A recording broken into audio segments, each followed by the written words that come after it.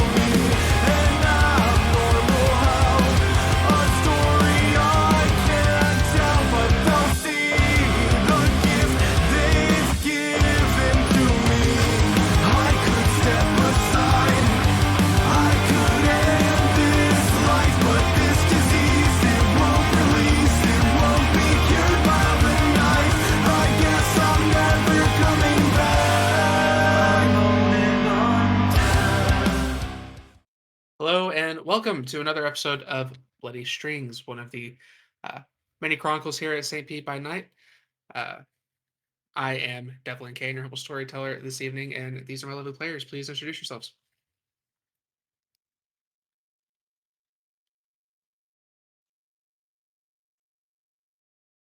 Hi, I'm Trucky XC, and I am playing the brash Brewha, Drake Monahan.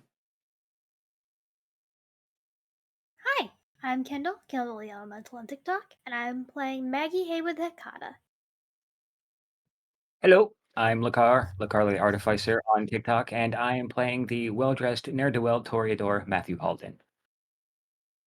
Hey, I'm Mew, and I'm playing Sophie Clues, the malted milkshake Malkavian. Last we left off, you had all completed a rather chaotic heist for the Camarilla. Not so much a heist, an escort mission. We keep calling it a heist, though. I'm not sure how that started. But you moved the truck from point A to point B mostly all together. You had an altercation with somebody who seemed to have mistaken their target and let them go. You managed to bring the person of importance back to the Dali, where it revealed a torpid kindred that was covered in blood. After turning them into Edwin, you all went about your business and broke apart for the week. As the week passed, we're going to see what you guys have been up to, starting with Mr. Halden. What have you been up to this week? He's been keeping himself occupied with the studio and painting some new stuff, thinking of new ideas to finish off more of the murals for De Noche. So he's been sketching out some stuff, I just contemplating, and was actually thinking of heading down there because he wanted to speak to Carmen. Okay. You make your way, or you reach your destination. Carmen, would you like to set the scene for me? Sure. Prior to this visit, you were used to a closed down de noche, which you were able to just come in. It would only be the bare minimum employees just getting everything set up and finalized for the opening night, which approached a lot quicker than you anticipated. And tonight is actually that grand opening. There is a line out the door, and you feel that familiar pull that you felt that first night that you arrived at you ever visited De Noche back when it was in Dunedin in the neutral zone. There is party music, there is people laughing, dancing. You can see that this place is busting now. And you can see that above the banner, like above the entrance, there's a banner, De Noche Grand Opening theme, and the theme is Hurricane Party, because we Floridians now. And as you approach, there will be the typical security. They recognize you at this point, though, so they're just gonna let you in, wave you in. And you'll be directed to the third floor balcony where Carmen is currently taking up residence. Do you go up? Absolutely. Okay. When you go up the outdoor staircase to the third floor bar, it's an open air bar with just like a basic canopy to shield from rain.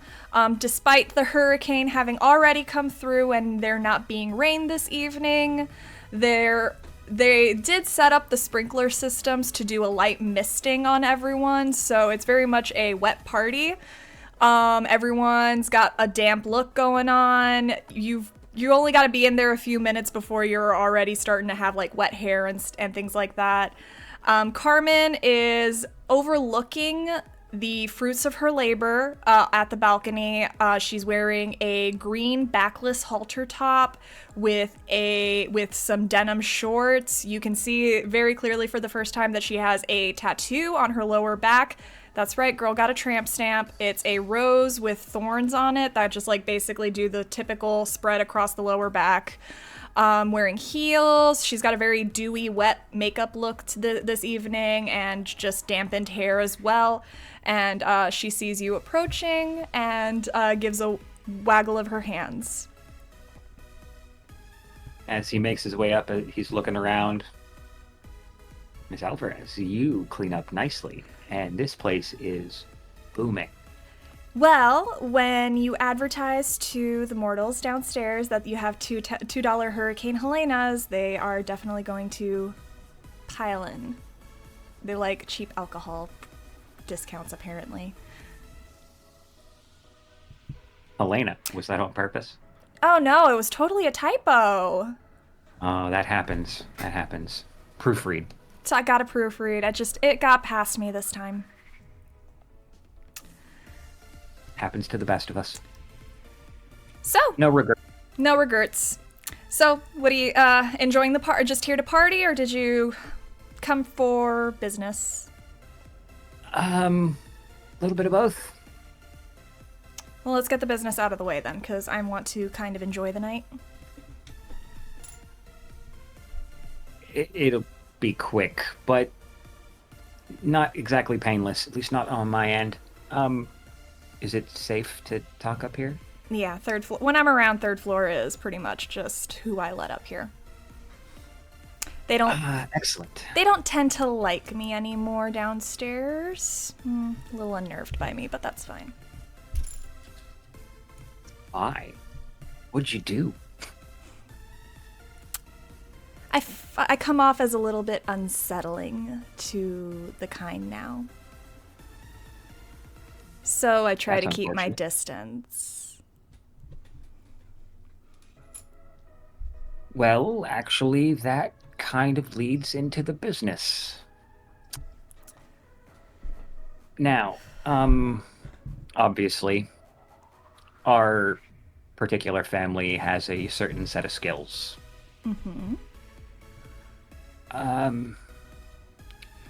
I need to find a way to kind of shore up my lack thereof.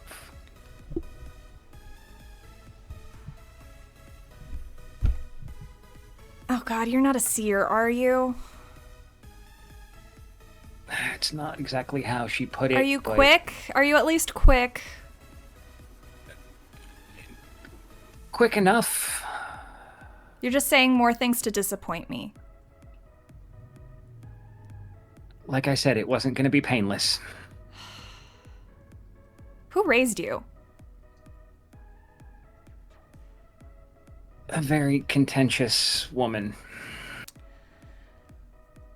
Then she fucked up because even a contentious woman knows better. All right. So you don't know how to lure them in, essentially. No, but I kind of liked it that way because in my skill set, being unnoticed was far outweighing than being seen. But now, given everything, I need to fix that. Are you wanting to lure or are you wanting to deter? Because we can do both. I would say more the deter, to be honest. I'm not that good at that one, but I know the fundamentals because I know a few of the family who can do it. Like our Primogen, for one, she's very good at getting people to deter from her. It's whatever. She doesn't like people either. Alright, so and she'll just gesture down to the crowd below. Look at all those mortals down there. They are here for us. You gotta treat it that way. Tell me, when's the time you feel most confident?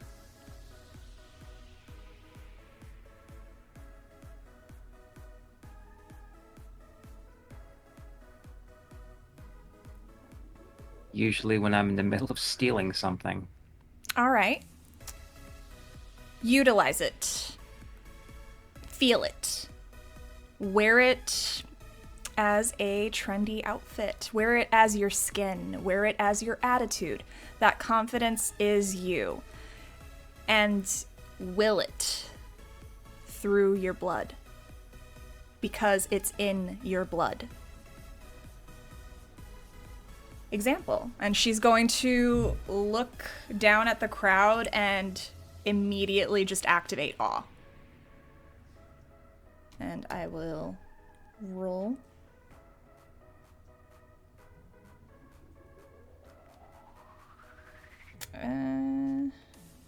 What hunger would Carmen be at, storyteller? One should be fine. Okay.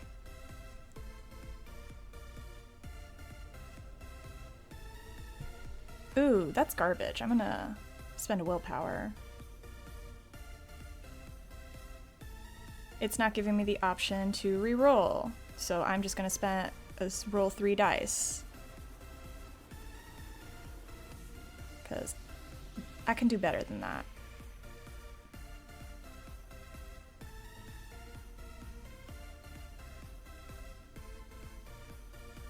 Ah. That's not good. Alright, You can do a little better than that. 4 successes. 4 successes. And you're just trying to... I'm just trying to get their attention. It's mostly mortals. 4 is plenty. As you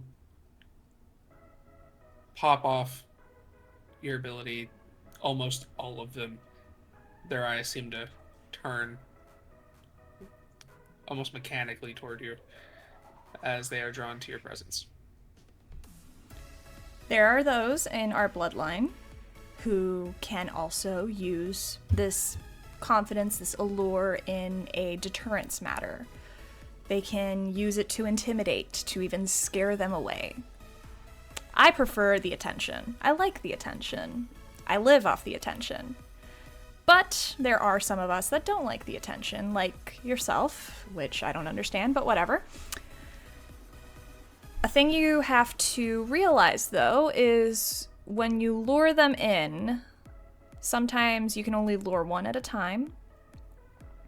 And sometimes the attention you garner could be considered a little iffy, like masquerade breachy.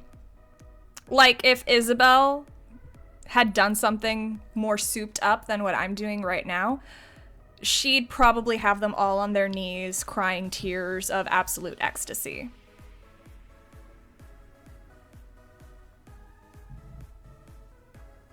A few Toreador can do that. Some of them can scare them so effectively that they just freeze in place or run away in terror.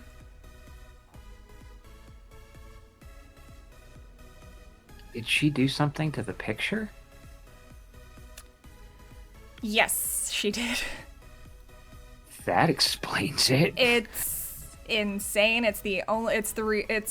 don't know what she did to it, but it's almost like part of her presence is imbued into the photo. And I live for it. It's why I keep it on my desk all the time. It's like I have a piece of her still, even though she's gone. That explains how the hell that whammied the hell out of me. Here's the thing about the limitations of what we can do, though. And she's going to pick out just one random mortal from the crowd, and she'll rouse and use entrancement on him just to pick him off and kind of she'll waggle her finger to lure him up.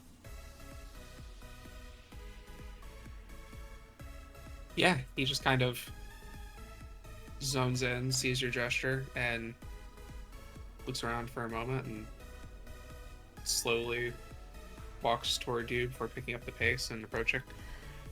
And then as soon as he starts hitting the stairs, she's going to make sure to put a call into security to physically threaten him with violence if he tries to get a step closer. Because with presence, if they're threatened with bodily harm, it wears off. Okay. Yeah. Guy gets in his way, kind of puts his hand on his shoulder, and kind of pushes him back a little bit. You hear them muttering, and the guy kind of sits there for a moment. His eyes kind of avert, and he turns, kind of lowers his head, and walks back into the crowd. They're never going to put themselves at harm's way, Matthew. That's good. Wouldn't want my food to hurt itself. I mean, it's a little annoying sometimes just because, so what, there's a ditch in the way, just keep running, or just keep coming. Or go into it. Exactly! But they won't hurt themselves ever with what we can do. That's more of a Ventrue thing. Annoying. There are even some of us that can do this over a live feed. We don't even need to be in the same room as them. You've seen it yourself. I don't have to be in a room with you, physically with you, to be able to affect anyone. I have a line out the door, and I just opened. And I didn't really do any publicity. Yeah. I noticed. What's the point of advertising when I can just lure them in? It's just a waste of money.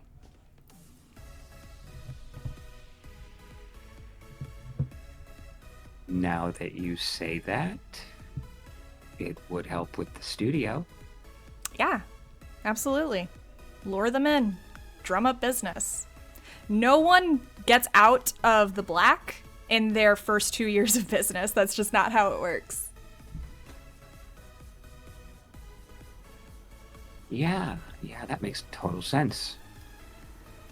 If you're serious about doing more of this and what I'm doing, you gotta look for a certain type of blood. You gotta look for the people who are a little bit more amorous, who are a little bit more angry, who are a little bit more passionate. Their blood is going to sing with what we need to get this going. Oh, you should see my studio when people get going. I might pop in then. Normally I'm not a big art fan, but that sounds fun. And I did promise to draw you. You did promise to draw me. Oh my god, I could be a model one night. That'd be awesome. Absolutely, and that would definitely drum up the business too for both of us. Yeah. The power goes out. The fuck? Guessing not part of the hurricane party. No, the You power hear doesn't. people downstairs kind of beginning to panic a little bit as they're trying not go into a panic so much, but there's questions, people bumping into each other. It was pretty crowded. You hear people kind of stumbling into each other. You hear security trying to. You see flashlights. People trying to calm things down. Great. Lovely. Love this.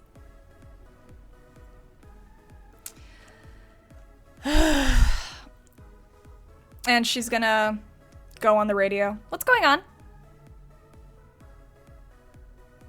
Hurricane wasn't that bad. It was just a category 4 and it skimmed past us. Not sure. Power went out. Not sure what caused it. We're sending someone to check the breaker. Faster. Yes, ma'am. We're on it. And how? I'm guessing it's pretty dark in here. It is pretty. Yeah, it's pretty dark. It's a So- nightclub. Most of the lighting would just be like ambiance. So Matt's gonna pop heightened senses. Okay.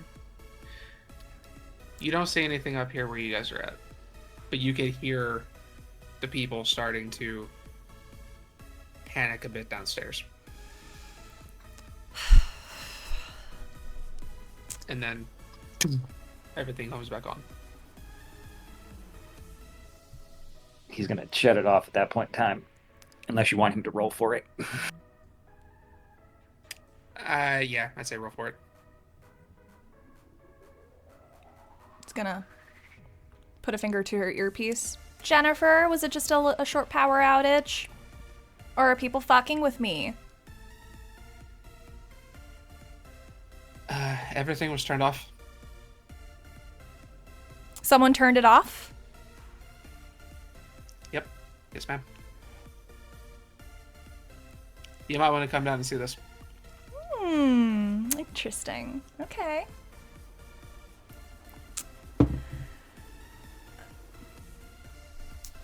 I'll let Lakar finish up his roll first.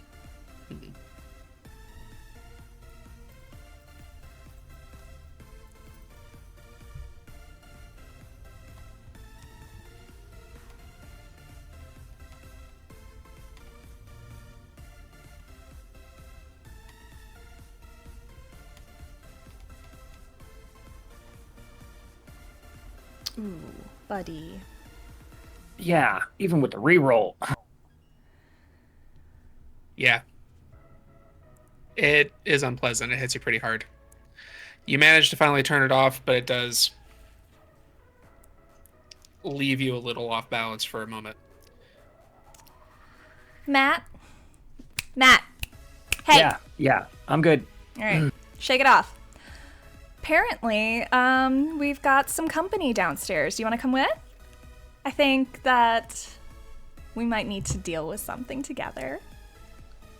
Oh, absolutely. Let's go. Okay. She's gonna start heading downstairs. I'm kind of guiding Matt since he's suffering from tinnitus currently. You make your way down into the main room. As you look out, you see most of the people are starting to calm down. People are starting to kind of get... Security has mostly gotten everything to dial down. But you do see there's a lot of people, particularly toward the mural, that seem a little concerned. And when you guys look over and see the wall that Matt has spent a significant amount of time on over the last couple of weeks, you just see in thick red paint marked over the wall, Belagambo is here.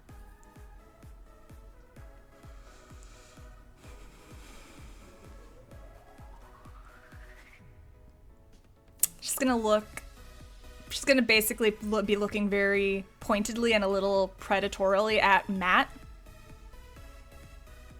knowing some of what's going on with him. Care to explain?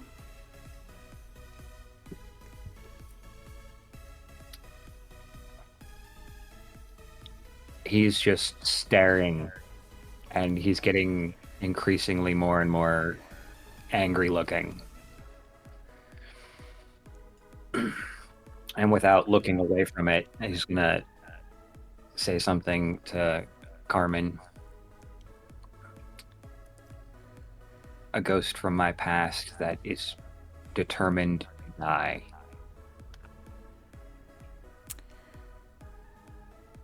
Matthew, I'm going to be very, very clear when I say these words. Deal with it, because it's affecting my business now. And if I have to deal with something like this frequently, I'm gonna be very upset. Understand?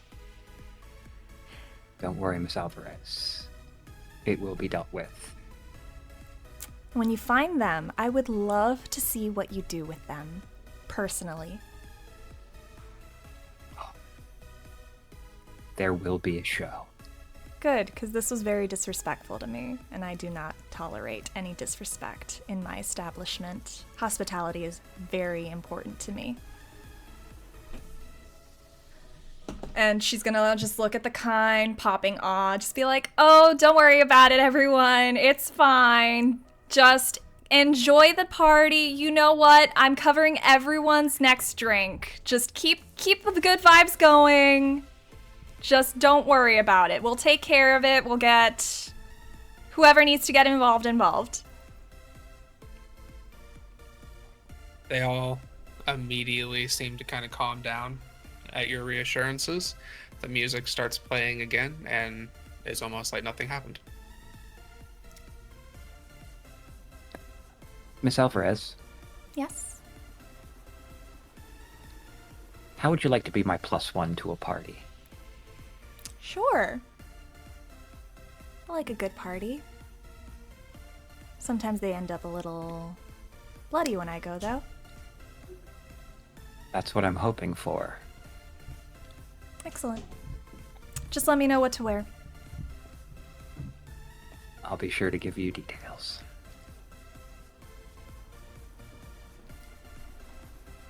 And she'll head back upstairs and leave Matt to wallow, I guess, over his art being destroyed. What is on Matt's mind as Miss Alvarez departs?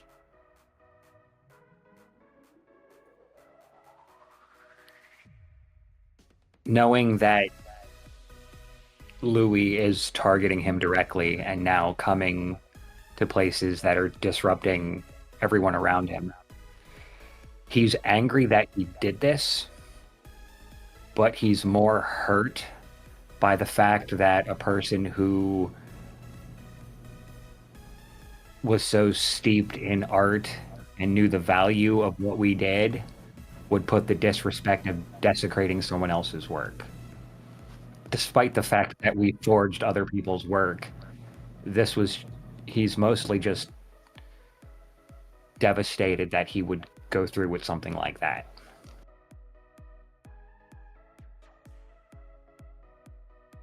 Where do you go from here? He's going to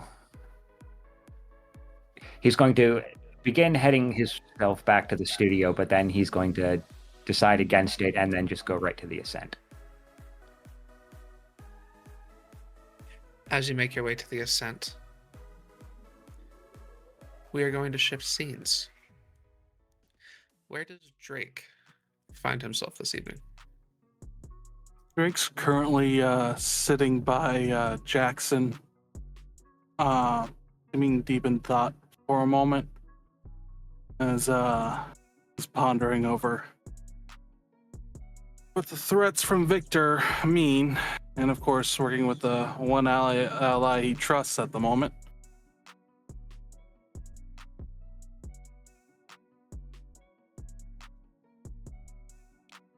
He seems to not be quite as busy as the last time you saw him. He doesn't have the things that he's going over, nobody there to meet with him. He's just kind of observing things as he sits. You are with him, and he kind of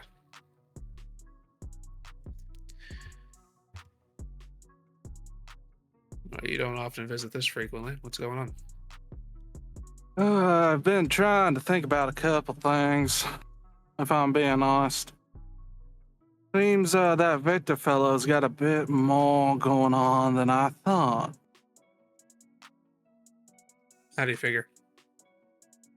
Well, I was hoping that maybe he was a bit of an offshoot vine, so to speak, but it would seem that little tot is a full-on representative trying to track me down. It would seem that we've got some plants coming our way, friend.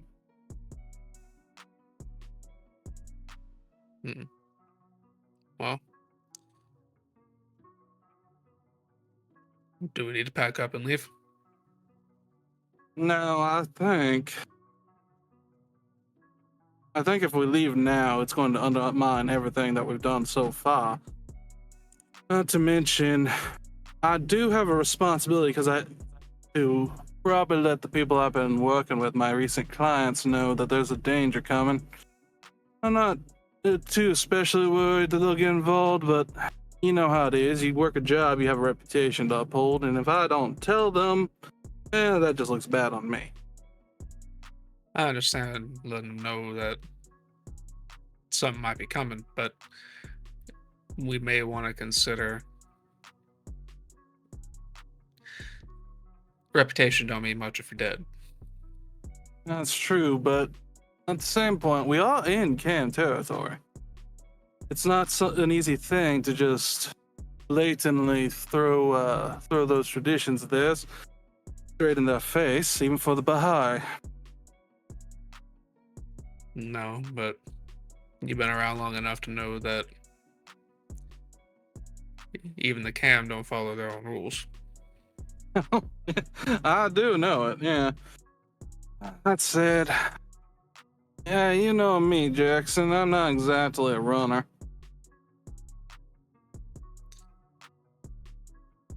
I'm with you, whatever you decide. Drake will lean forward, clapping Jackson on the shoulder. I appreciate it, man. Simpler times, right? Used to be just fighting and chatting, and you nearly killing me when you found out I was a Bahari. Yep.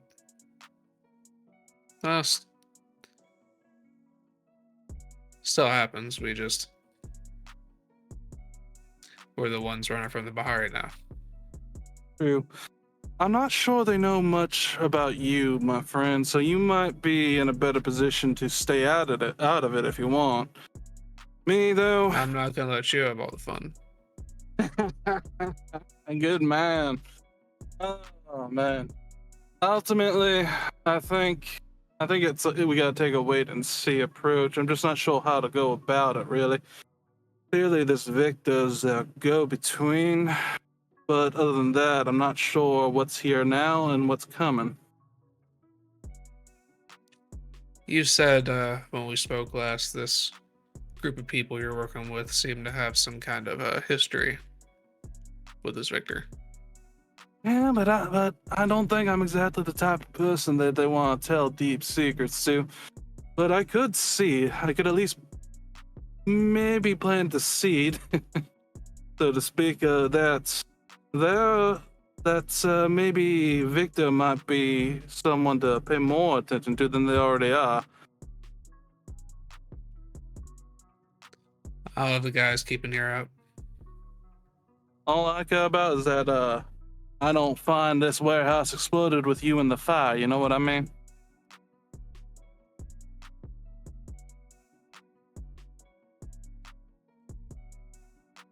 Well, take care of it quick and we shouldn't have too much trouble. Yeah. Hey, if you get the chance, I need to get in touch with the Brewha Primogen at some point. I'd really appreciate it if you could. I haven't really, you know me. I'm not a man for contacts so much as I am action. If you hear he's looking for me, let him know that I'm more than happy to talk to the man.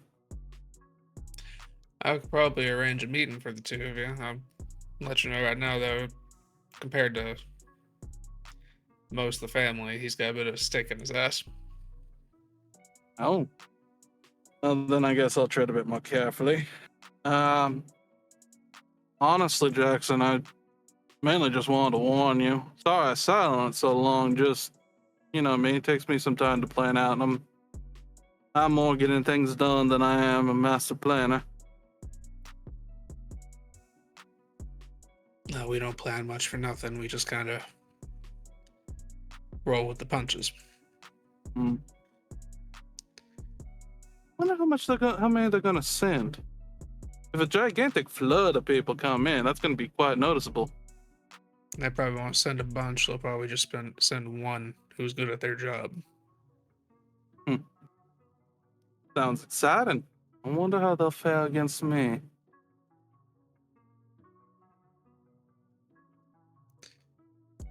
Don't be too keen on finding out. But, you know, finding out sometimes the fun part. Plus, you can learn a lot.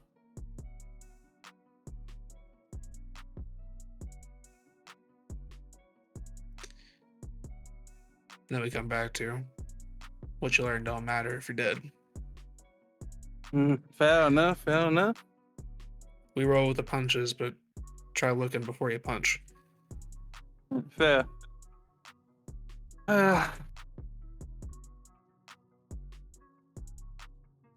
How did that job go? Drake will rub the back of his head. Well, I might have gone a little too excited and crushed the That good, back huh? of a. That good, huh?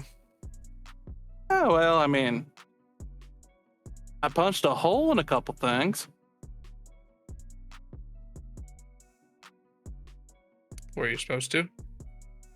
It's debatable. The bigger problem was accidentally crushing the the little ghoul drivers in my excitement to get to it turns out, Ravnos that was attached to the truck. You destroyed camp property? I think they were ghouls. They might not have been ghouls. I'm not really sure, but yeah, there was a bit more than paste left of them.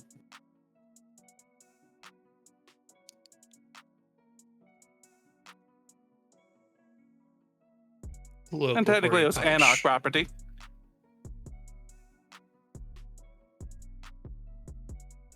Fair enough.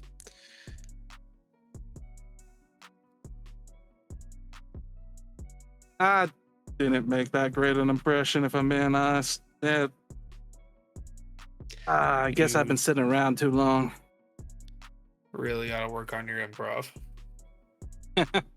Well, you know me, my comedy has a few more screams to it.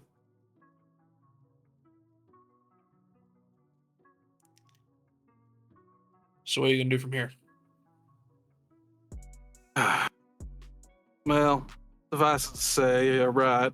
As much as I know what I'm good at, it's probably best not to handle this alone, and I definitely don't want you dragged in without at least knowing that we got the resources we need. I'll probably talk to this group, see what they think, and most likely handle it night by night. This isn't something we can just brush aside after all. All right. Keep me posted. Drake will stand up, putting on his cowboy hat. Hey, Jackson. It's been a good many nights. Whatever comes, I'm glad I kicked your ass in Chicago. I remember that a little differently, but sure. Good man. Well, I'll be seeing you, my friend. See you around. As you are making your way out of the building, please give me a wits and awareness.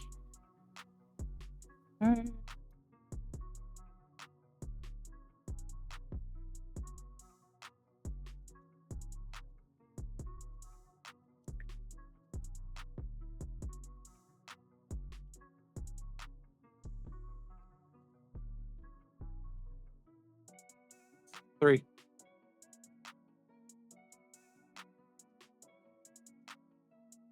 Okay.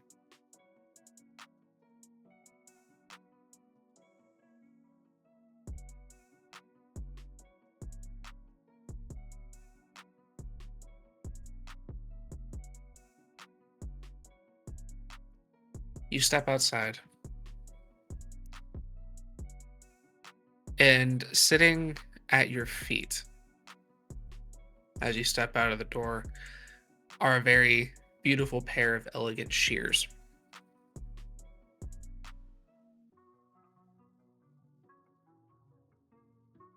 As you look around, you don't see anybody.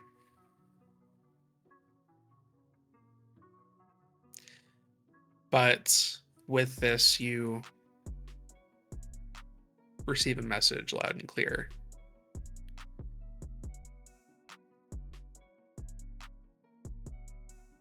It's time to trim the garden. And with that, we will shift scenes. Maggie, where did we find you this evening? She is sheltering probably somewhere near the bay. Because she had some original plans that got turned upside down by the hurricane. But she is relatively alone. Her ghoul is off working as per usual.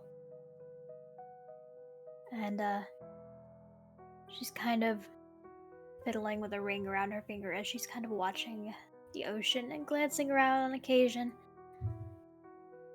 And then looking back into the where the water is.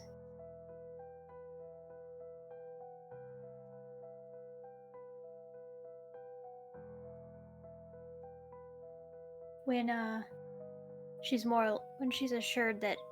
she assures herself that she is alone and not being watched, she's going to look out and activate her sense of the unseen, slide on a pair of sunglasses, and activate her oblivion sight.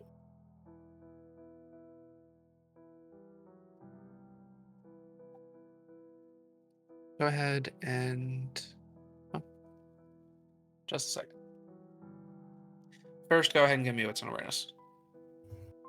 Gotcha.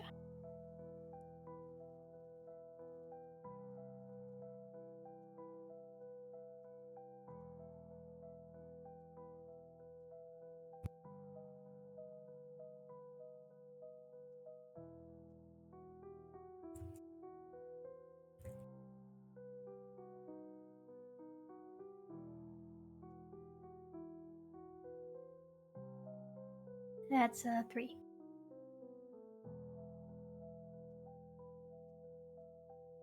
Okay. You use the Oblivion Sight. You don't see anything immediately around you, but you do see off in the water what appears to be shadows kind of floating on the surface of the tide that weren't there before you activated them. Occasionally, you see what appears to be like silhouettes of arms reaching away from the shadow and then falling back into the depths.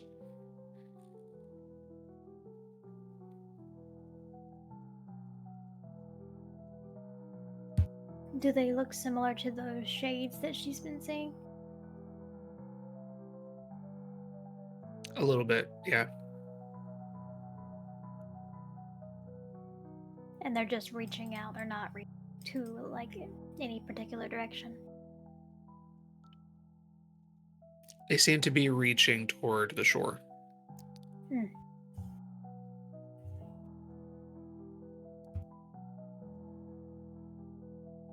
There are some mental notes that are made.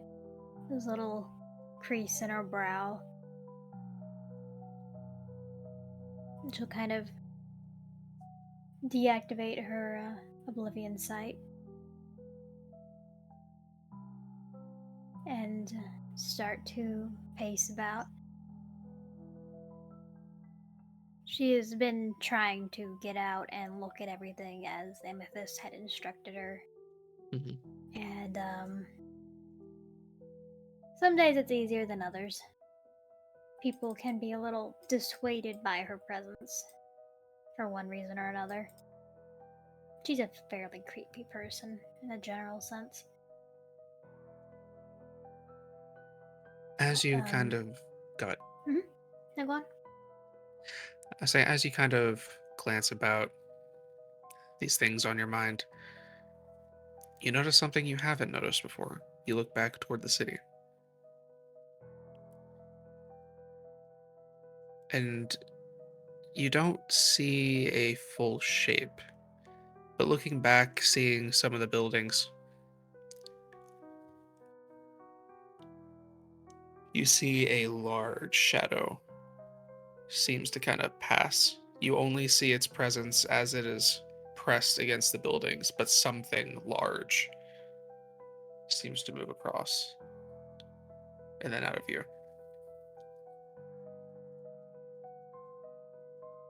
Which direction was it going in? South.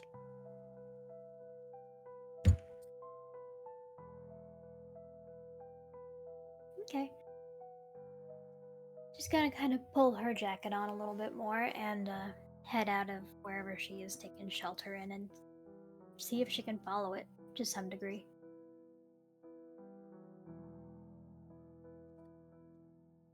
Okay. Give me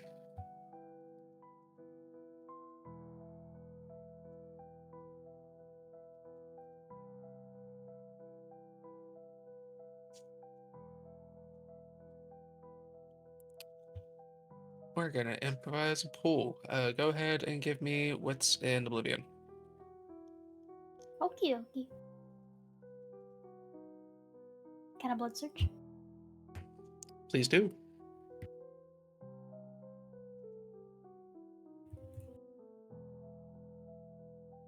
I get hungrier.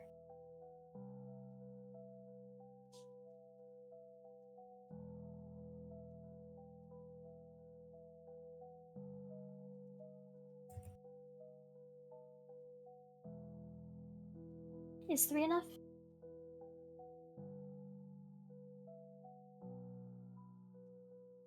I'll accept it. Yep, 3.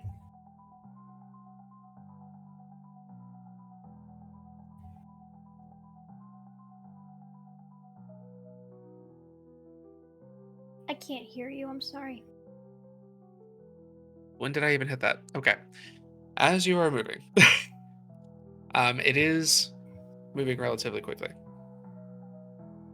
but you manage to maintain your path. You manage to continue to see its movements. As you continue to follow it, you suddenly lose track. Like, not lose track of it. It's less you have lost it where you're following it and more to it just stops. You do not see the presence anymore, but it's just because it stopped being present. You know that you were on its tail. Okay. But as you are here, that's when you finally take a moment to really kind of pay attention to your surroundings. You don't know how long you've been moving, but you have now made it kind of into the downtown St. Petersburg area. And as you are looking about, there appears to be a sizable procession, a funeral procession happening here. You see that there are people kind of surrounding the proceedings, you can feel the sense of mournful dread that is present in this area. You hear off in the distance something that could be very easily misconstrued with the sound of traffic or the water breaking on the shore. But, and I think it's because you have kind of had the experiences you've been having over the last few weeks. Underneath those sounds, there's kind of underlying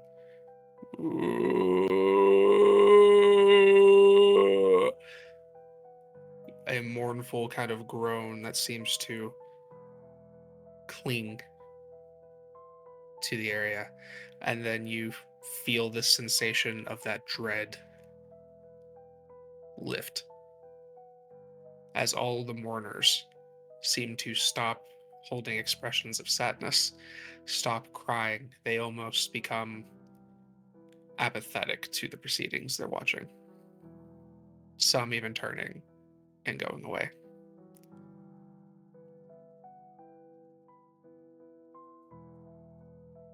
Okay. So as she's watching basically this spirit or shade or whatever it is basically feed off of the grief and pull it from the mortals to the degree that they no longer feel it. And they start to flake off of the funeral procession. And then the presence lifts. How many people are left in the procession?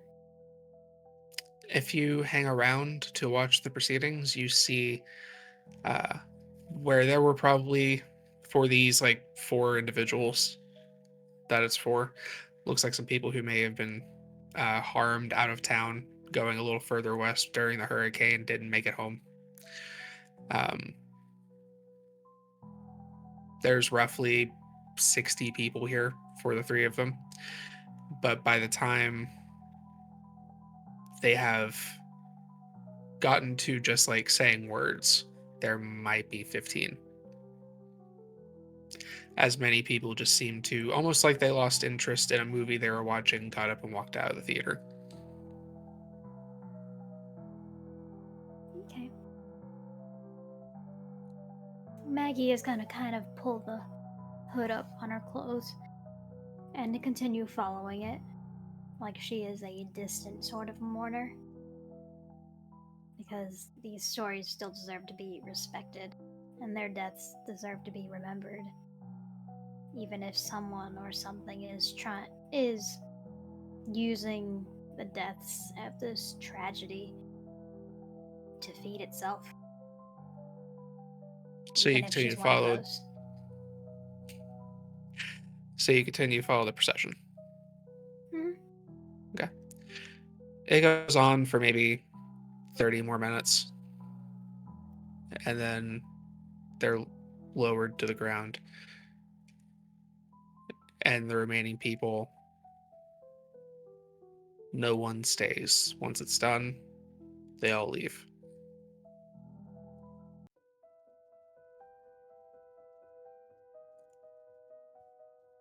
She is going to slide her sunglasses back on and activate Oblivion Sight again.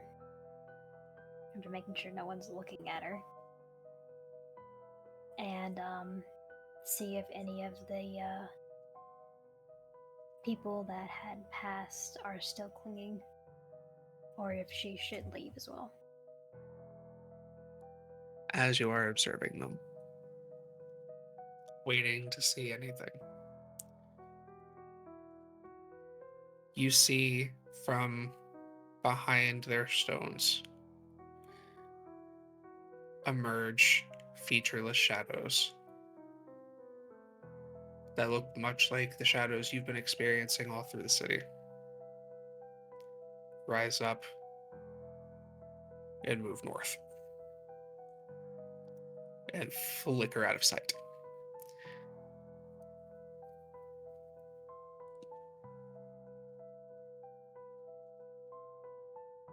Okay. Okay. I don't like that. Okay. Gonna deactivate Oblivion Sight. Gonna keep Sense the Unseen going.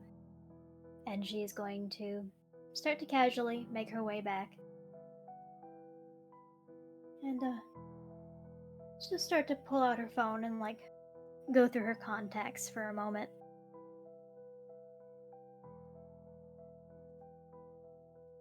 There's been a minute since she's actually contacted her sire to update him on the various ongoings of her adventures down here.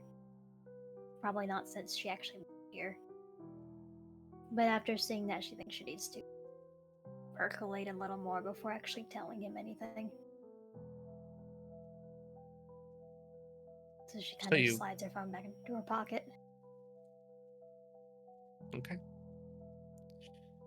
Where do you go from here? We're in downtown St. Pete. She can probably gradually make her way back to the ascent from there. Okay.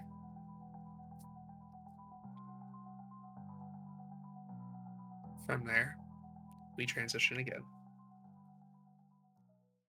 Sophie, where do we find you this evening? Sophie has a mop and what looks like a large bucket and some tarps. And she is sitting outside of a familiar hatch that she could not open before. And she's just sitting next to it, silently thinking about if she really has the guts to open it.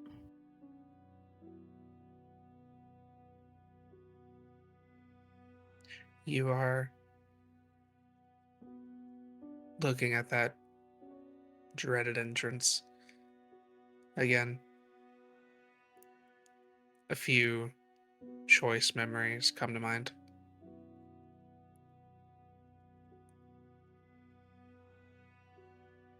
Some good, mostly bad.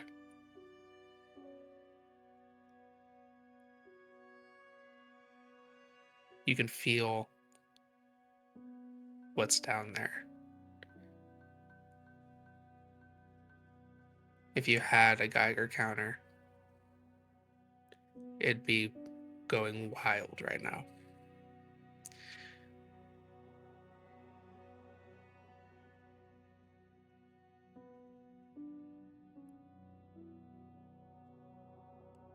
What is on Sophie's mind, and what does she do? Sophie is thinking about her frenzying moment and how Nick acted, and how at one point she saw that side of Duncan. And having been through that, understands that it's not necessarily something that can be fully controlled, and that she has much more sympathy for Nick in the way that she had sympathy for Duncan, and knew that that wasn't really Duncan in that moment. So she stands and she bends over to lift it. It's actually much easier to open than she thought it would be. It's taken too long for her to come back here. She grabs the mop and the rest of the materials, and she descends down into the darkness. After a small while, she sees the open room.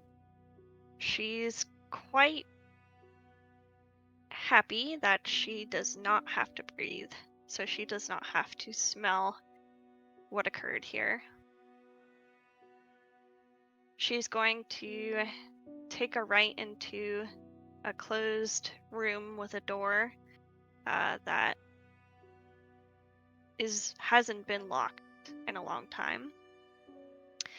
And she finds a gold pair of cufflinks in a dresser drawer and puts them into her purse.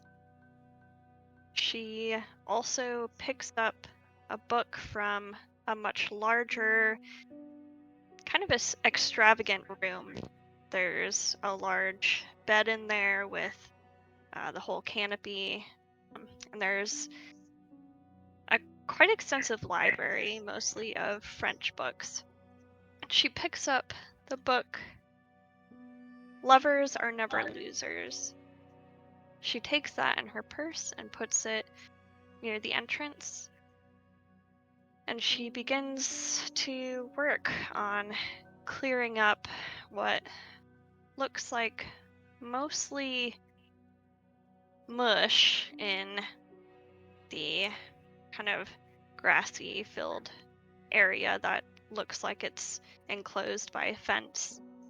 And then she, after a while, using the tarps and the mop, she walks up to the cage. So what does Sophie front of the cage floor? Sorry, I broke up just a little bit at your question. Could you repeat it? What does Sophie see in front of the cage floor, in front of the large iron bars?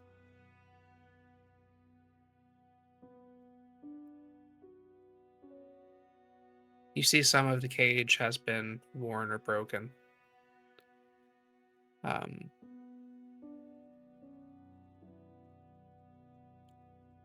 You remember what used to be kept within it.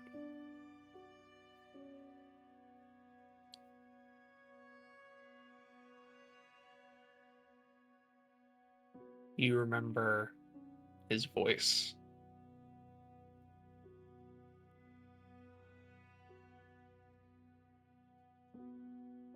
As you look down and you see where part of the fencing is broken.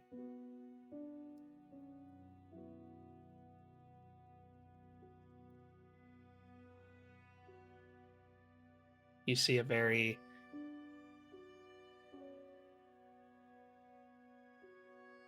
painful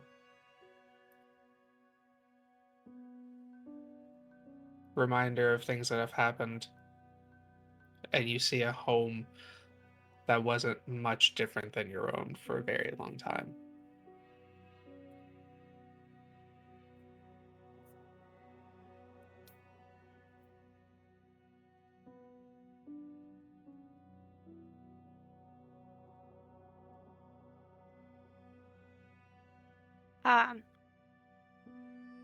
So does she see in front of the iron bars, is there still a body, or is it just ash?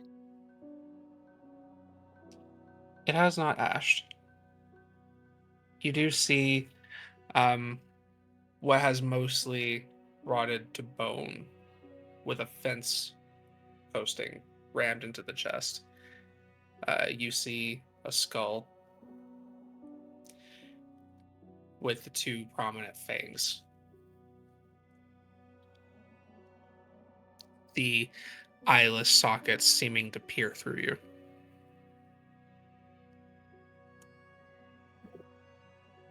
Sophie will approach the skeletal form and lays one of the tarps down next to it.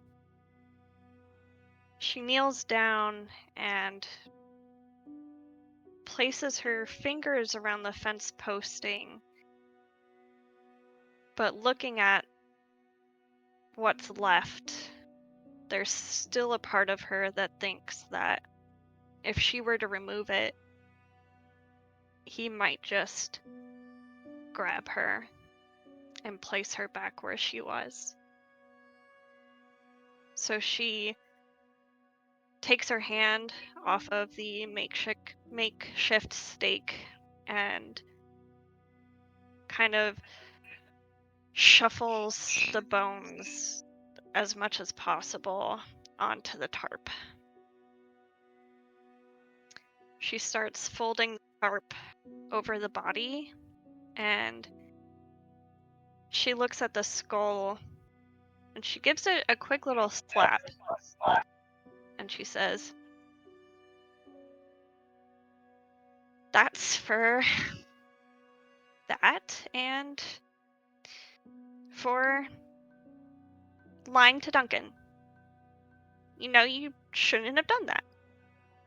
And what you did to me was very bad as well. But you could have avoided it. You really could have. This didn't have to happen. And now, I'm the one who has to deal with it because your stupid father has decided to come back. He didn't have to either. You could have told us you were messaging the top that you had communications. But no. You had to keep us in the dark. Well, now you're going to be in the dark forever. This is goodbye for now. Or forever, I guess.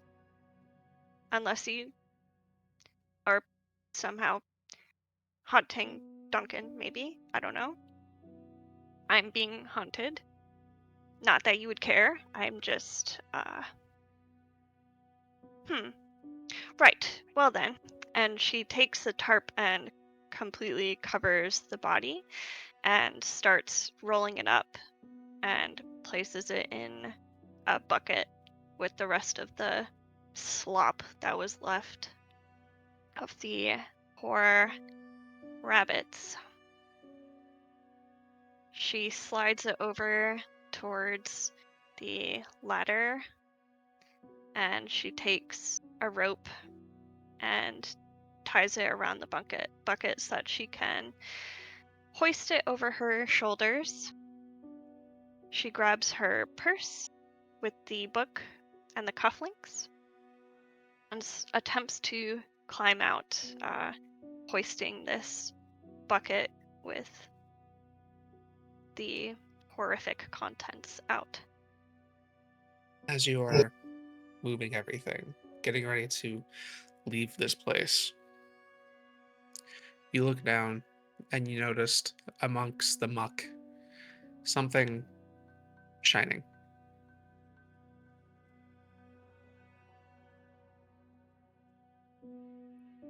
Just barely catching the light.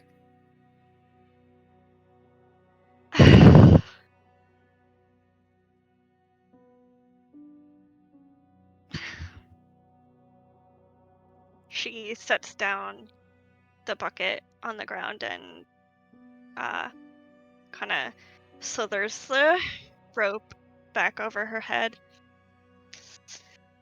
I doubt you would have tongs in here, would you? Didn't really. You had no interest in cooking, did you? Sophie is going to look around in Kristoff's room for any sort of shovel-like material. If she can't find anything that really suits her needs, she'll use some of the other books that he had that she didn't particularly have a fondness for to try to fish what's down there out. Probably find an old poker that you'd seen him use on Duncan a few times. You kind of shift through the muck and bring it out, and it is a thin gold chain with a key still on it that he must have dropped when everything escalated.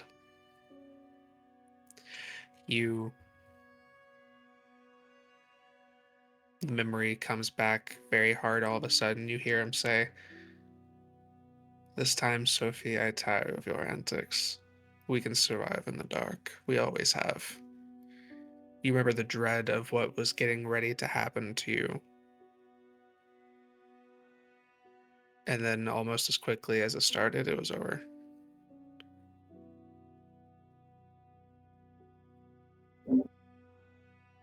She will use the poker and fling it across the room toward the reactor.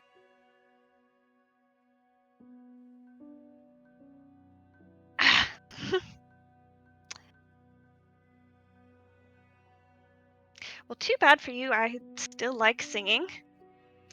And she will pick up the rope of the bucket again and lead it over her shoulders, and then continue to attempt to hoist this up and out of the bunker.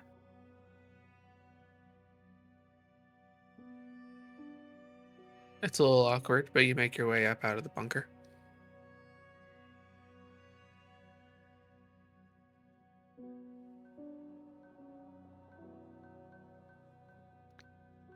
She then heads towards the bluffs near the estate where the current living clues live.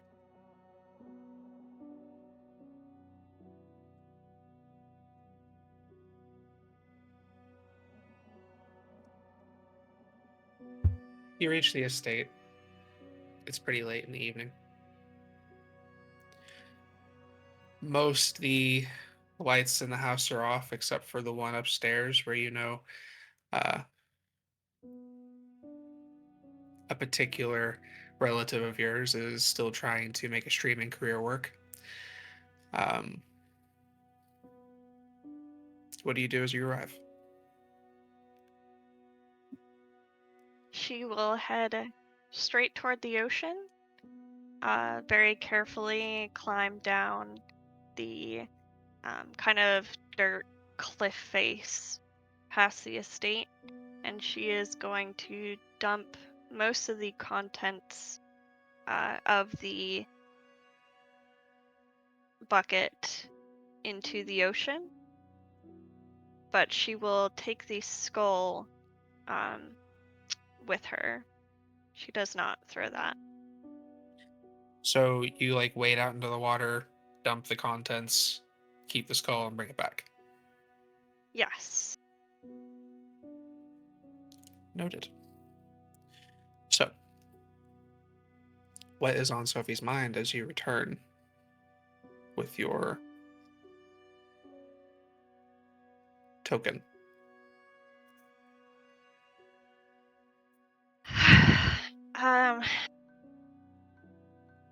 As always, did not think this through, did I? Even now, you are being just as bothersome. What am I going to do with this?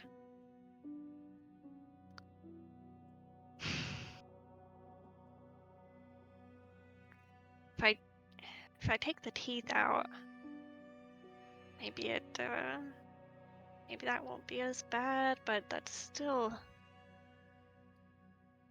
I mean, it's old enough; it shouldn't be a huge problem.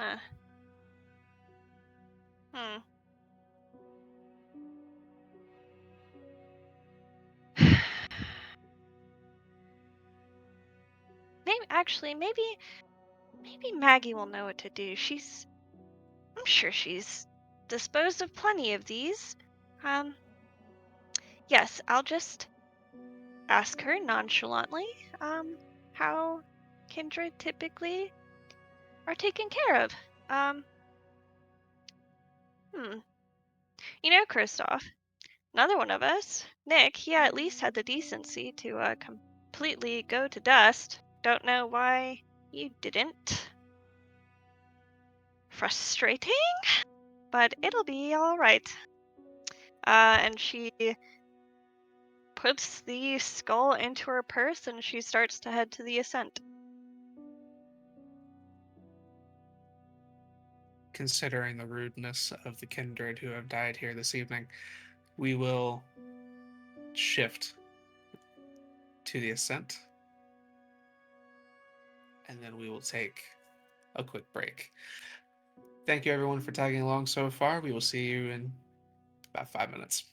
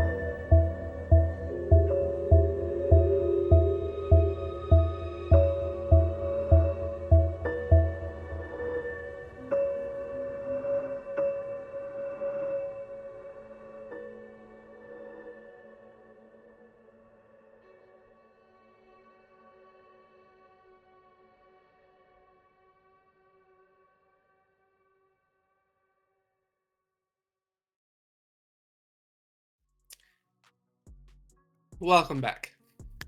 Now, we are going to go ahead and bring our coterie together at the Ascent. You all have just had your conversations, encounters, what have you, and are now regrouping for the first time in a week.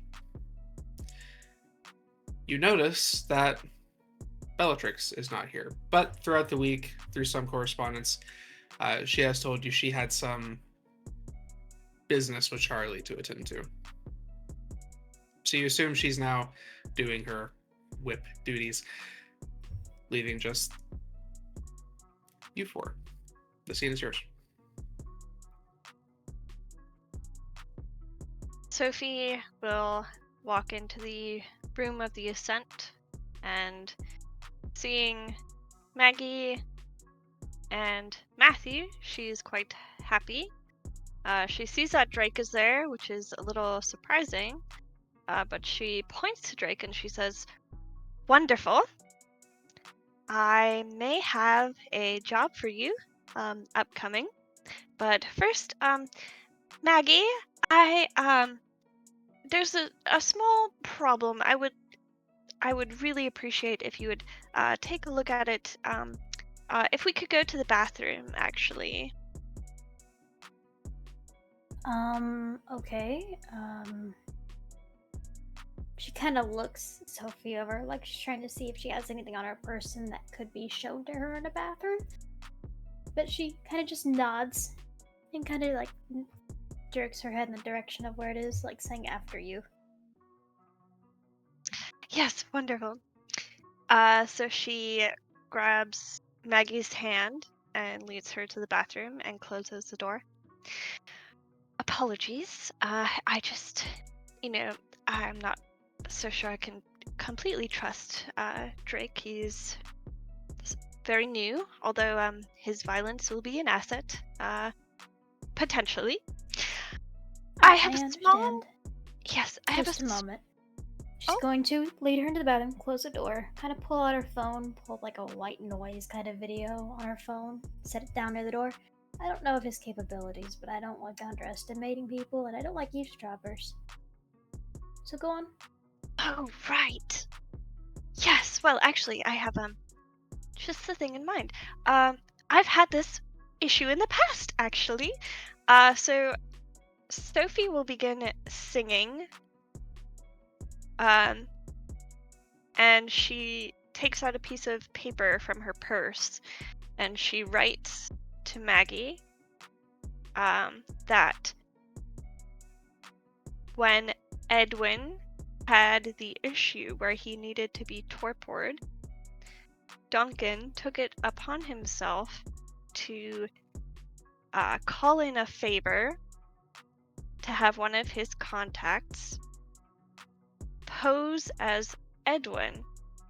And when Duncan went to torpor his friend, unfortunately, the lad passed away. And then Sophie will pull out the skull from her purse.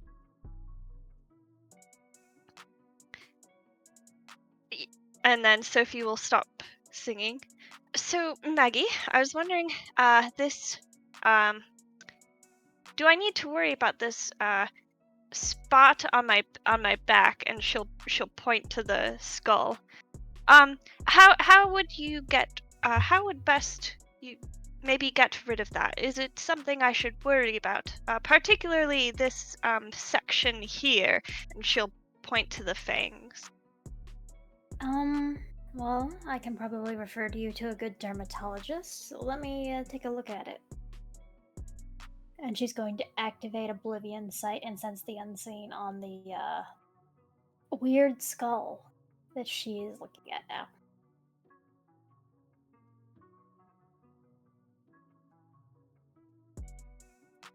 You see that there is some decay, but you see it appears to be like missing the bottom jaw. It has two prominent fangs. You could tell this is the body of an old dead kindred, or the head of an old dead kindred.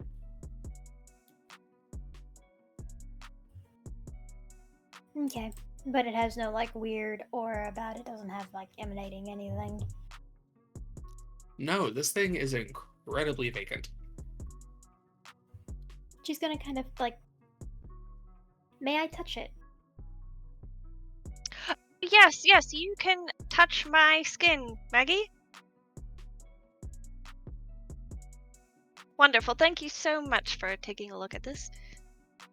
Maggie, There's- I kind of just give her a very strange look, take the skull and start to like observe it very closely because now she's just fascinated. Mostly, I'm concerned with disposing of that spot correctly. You know, I wouldn't want it to interrupt my daily masks.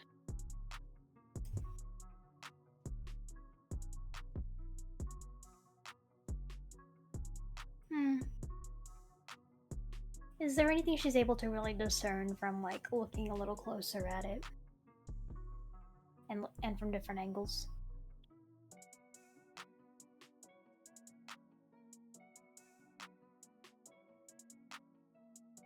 Give me intelligence and medicine. You can use your specialty with it. Cool.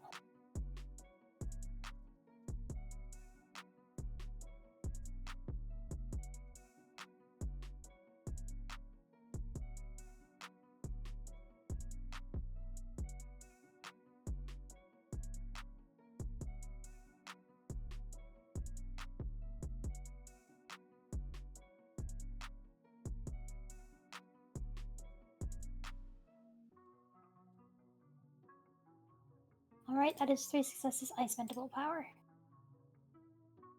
Okay. You do notice something a little peculiar around the right eye socket. You see what looks to be a pretty clean groove that looks like it probably smoothed out over time. But you recognize this when you were studying a long time ago. This is typically something that is seen in corpses of someone who experienced a very clumsy lobotomy.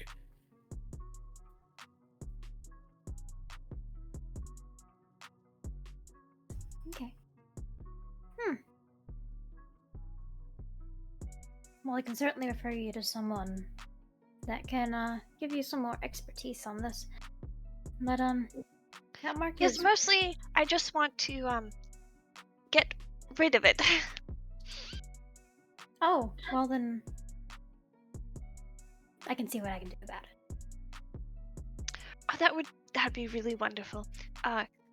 Would you like me to hold on to it for now? Well, it is on your back, so I would assume you would be able to hold on to it. Right, yes. You are so incredibly intelligent, Maggie. Thank you so much for taking a look at this. We should return to the... We will see about its removal when I get to that dermatologist I mentioned before. Wonderful, thank you. And Sophie will put the skull back into her purse and open the door.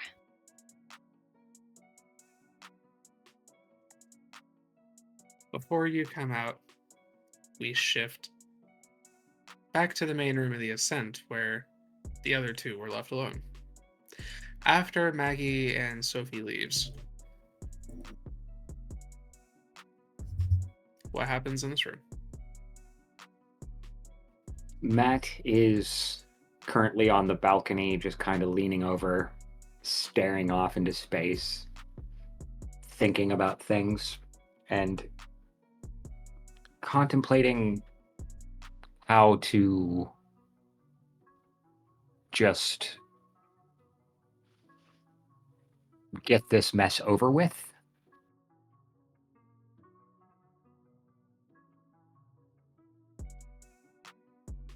Drake has been leaning against the wall after the whirlwind that was Sophie, like mid raising of his hat and greeting, puts it back down. It's just like, I mean, I've heard about needing to power the nose, but I didn't think we were quite it was quite as necessary for us.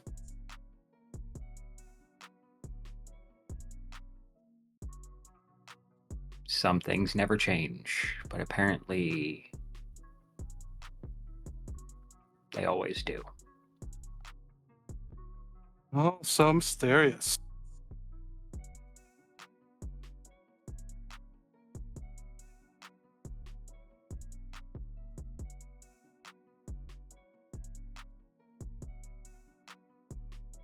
Otherwise, I'd say Drake's patiently waiting.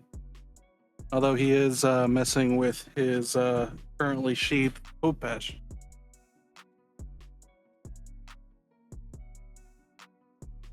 Very well. After a few minutes, it's hard to tell what's being said, but you can hear Sophie kind of speaking loudly enough that her voice can be heard, but nothing very clear. And then after a few, the door opens and the two of them come back out. Drake. Wonderful. I may have a potential job for you if you would have it. Your muscle may come in handy. Oh, I'm certainly not opposed to some new deals, some new assignments. Yes, it is just to meet one of my family members is visiting down from Chicago. Bella will be setting up the meeting, but I would like just an extra pair of hands there.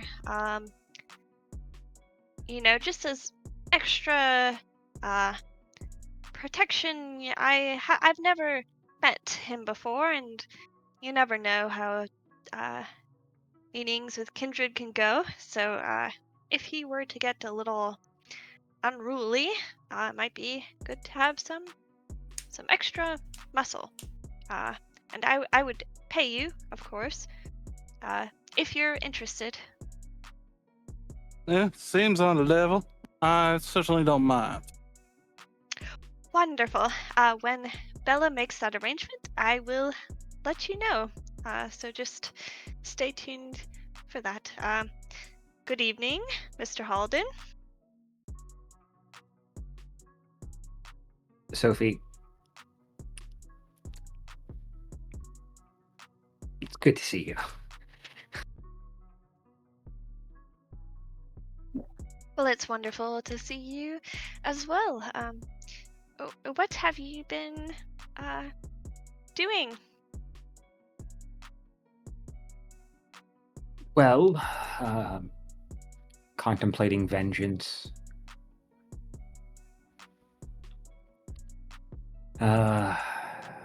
Annoyed that I have to start over again, essentially.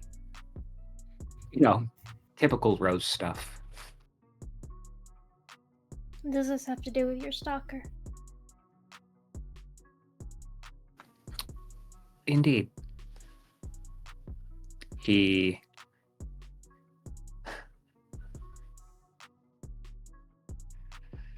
decided to do something that I didn't think he'd have the balls to do. So apparently he has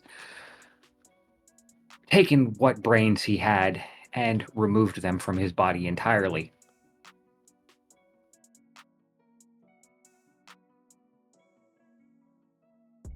Does he have your attention? Yes, unfortunately. He's had it for a very long time now, so I don't know what benefit pissing me off further is going to get him other than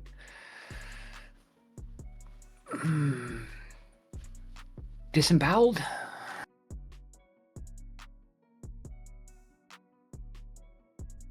I am unsure what people are into these days. And she'll sit down.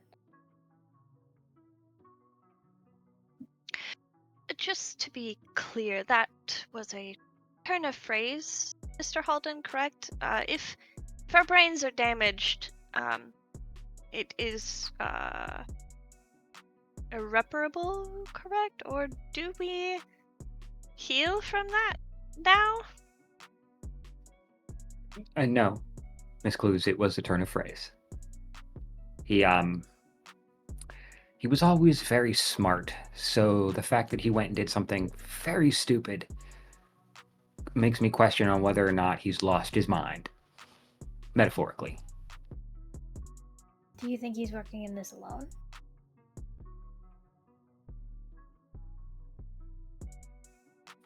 Well, that's a good point. He may have gotten himself a new crew, but he liked to keep his circle small. Well, you never know. With our sort, it's easy to lose your mind. Or perhaps he's just trying to get into yours. Perhaps getting desperate for your attention or for you to make a rash mistake and be vulnerable.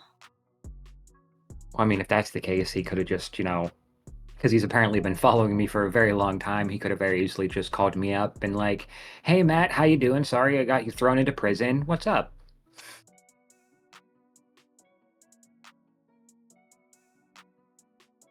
Instead, it's taking credit for all of my work, drawing unwanted attention to most of my career, and then defacing my newest piece and pissing off family. Now, I'm sure she would absolutely love to be the one to twist his head off like a wine bottle, but I think I'm going to be greedy and take this one myself. All right. Well, then, where do we get started? There's this gala. Both of you mentioned, actually.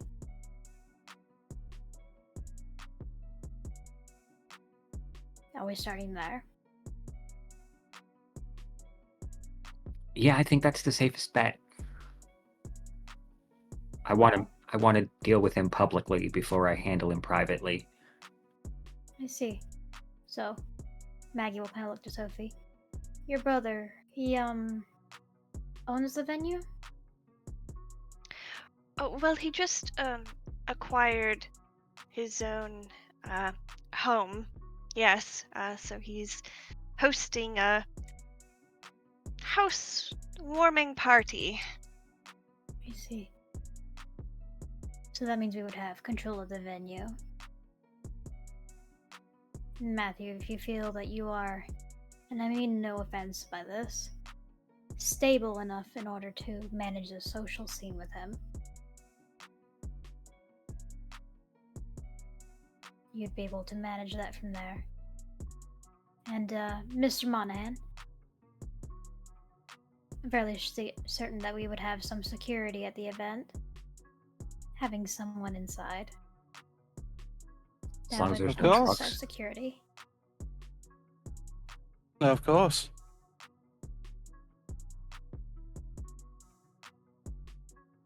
I also think I got some information that y'all could do something with. A bit more to the side, but I have been made aware here and there that y'all have an interest in Mr. Adams.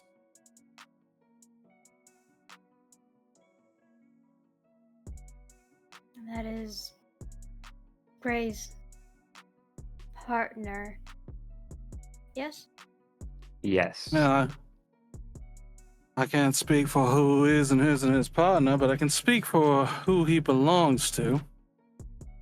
See, I don't know what y'all's dealings with the man is, but one thing's for sure. The Lillans have quite the interest. This man is... Have y'all ever heard of a group called the Bahari?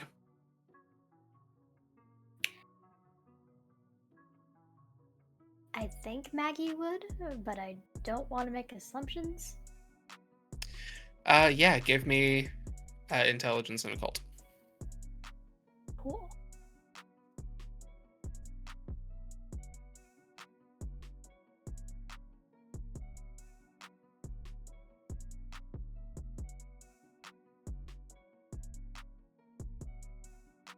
I'm gonna spend another willpower.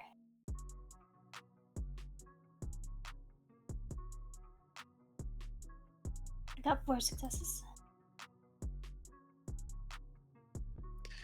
You know that it is a cult of some kind. They tend to primarily focus on the worship of Lilith. I think you'd know like general information about them, but like or like general rumors as well, but like the very specific things about their structure, a little fuzzy for you. Okay. Her eyes would narrow a little bit in recognition, but she wouldn't interrupt Drake as he continues speaking. Drake He is has her going to attention. pop a couple of the connectors for the sheath, pulling forth to show the Lilin symbol on it, on his khopesh. You see, the followers of Lilith are quite an interesting bunch. The most important thing that I think is relevant to this is that this Mr. Adams is one of them. And suffice it to say, I was as well. Let's just say we had a bit of a disagreement, not Mr. Adams and I, but, well, I don't agree with the way that they've tarnished the Night Mother. Mr. Adams would be a man of a tinder of pain, shall we call it, which, if this gray fellow is involved with him, I'm pretty sure it's not a good thing. On top of that, the reason I bring it up is that it would seem that he's a bit of a fanatic and has called in at least one other cult member into the city. I'm not sure how this would affect y'all's plans, but considering that, we're my clients and that I associate with y'all, it'd hardly be fair or good for my reputation if I kept that from you. So when you say you had a falling out with these people and he may have brought somebody from them in, do we have to worry about people knocking on your door, i.e. our door? Well, I don't believe that they would bother with y'all, in all honesty. Y'all are too well known and too public. The Bahari don't really like to be seen outside of those already in the garden. On top of that, the way we operated was more personal, on an individual basis. We are artists that paint, about lessons through that pain, by pruning away that which does not serve the Night Mother. When you say garden, do you mind clarifying or elaborating? Is this a physical garden in which your cult meets? Drake will raise his hand, going, in metaphorical sense as much as sometimes literal. There are intricacies to the terminology that I don't think is really that relevant. More important is that a garden is basically the flowers that are raised to serve Lilith. It is usually the group.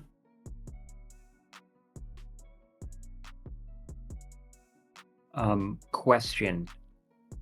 what flavor Kool-Aid did you drink for that? Because I need to know what to avoid. Don't get me wrong. I do follow the Night Mother. Just don't agree with the Tinder so much as others might. And it kind of caused some problems.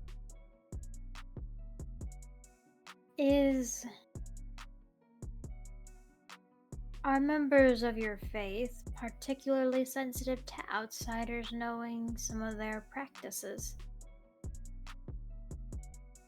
Yeah, yes and no. They believe all of us. Hell, I believe it. All of us are not actually of Cain.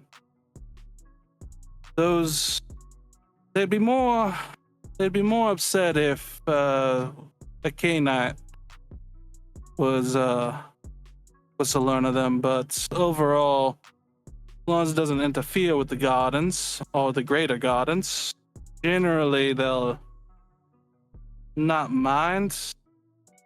So that could change. If I'm being honest, it's situational. Right. Oh, that Lilith.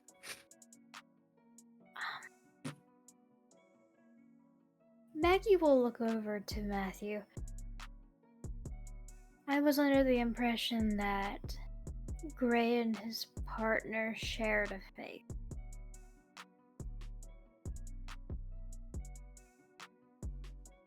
Now that you say that, Gray never really did outright say what his beliefs were. But seeing if what Mr. Monahan here is saying about it, Victor, it would explain some things.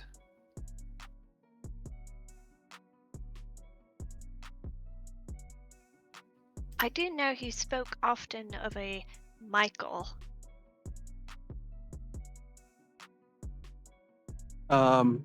Storyteller, would that ping to Drake at all? Doubt it, but might as well ask. And I'm sure you've heard of the Nephilim, but it's not what your focus was. You probably know just like generally a very light amount of lore on the subject, but it's not much at all. I think when you think of them, it's kind of just like self-righteous, think they're better than other people kind of thing, and that's about as much attention as you pay to it. Yeah, then that name does ring a bit of a bell. I can't say I know much, but there's a group that likes to fashion themselves special. I believe they were called the Nephilim, but I can't say I know all that much.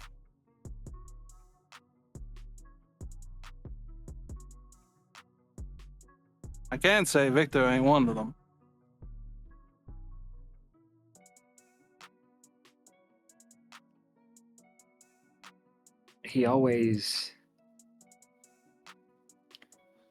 Gray always tried to let him be. It always felt like a pet project, like he was trying to fix him. So if he's connected to either one of these groups, it could be that Gray was trying to get him to convert, maybe? Go back? I can certainly say he has no intention of moving away from the taint in the cult already. I doubt another cult would entice him so. Well, all I know is my only plan for that man is to remove him from existence, but... No, I'm fine with that. Instead, the taint needs to be pruned itself, so... And he's part of it. That's good enough for me. Speaking of pruning. If someone were to be in this cult and decide it wasn't for them and leave, similar to what you've done, what is the usual response? Have they? Is it persona non grata, or do they attempt to keep you there? What? Well, on a more localized level, generally, if you just disappear, you disappear. There might be some that pursue if you didn't do anything to upset any of the gardens. Generally, you're kept an eye out for, but the flowers are generally not thrown away unless they are a blight on the garden. If you upset the garden, on the other hand, and maybe prick a few fingers, that's a bit of a different story. If you prick a few fingers in a very, very noticeable way, well, then you get me.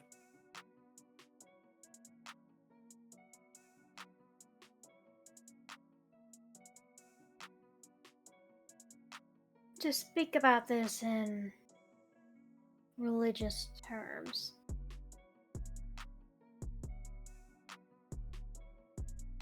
have you been excommunicated? I need to understand how deep this threat may be. Well, by most of the higher ups, yes. I've come across a couple that saw what I saw, but generally, yes, I am excommunicated. However, I don't really hold to it, considering that I am still serving Lilith, and her name and her will has yet to feel like ash in my mouth.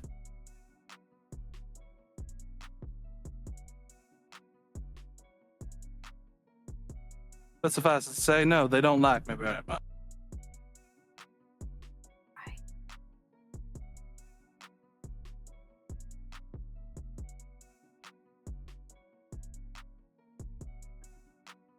So you did something, or you said that you didn't see eye to eye. So I'm guessing either you'd had enough of their bullshit, or you did something to pretty much have them kick you out, regardless. Yeah, more the former, but not entirely the latter. Little column A, little column B. Got it. Very much. Did you accidentally prune some flowers like you did the other night? Oh no, there was no accidentally about it.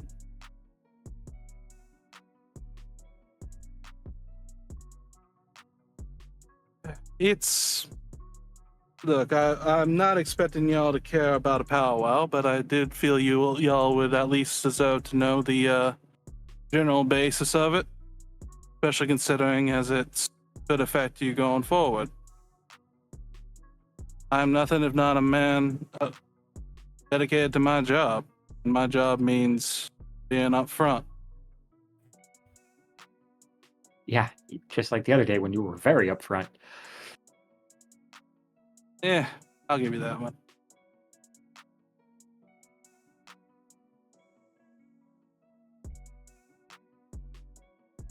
Okay, so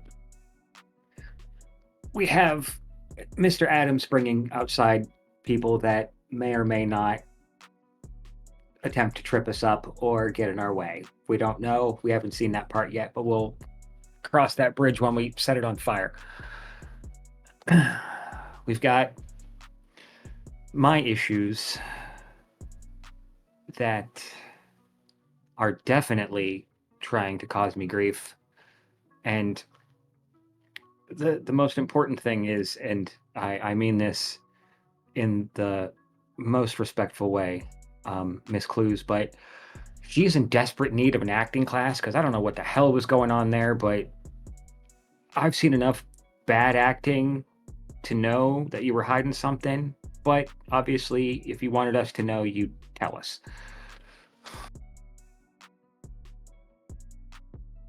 I don't think you'd enjoy it. Okay, I'll put it to you this way. There is nothing any of you can say right now that would cause me any kind of grief that I already don't have.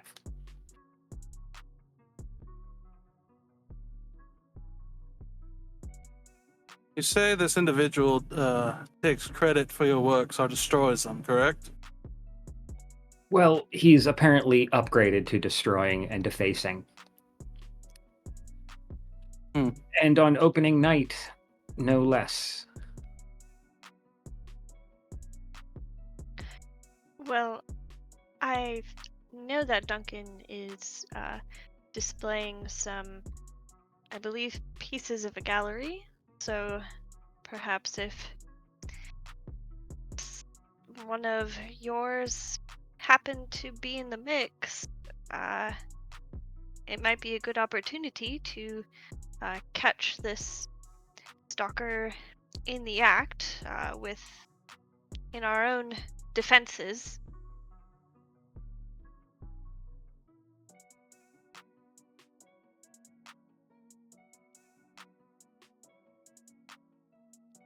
Yes, and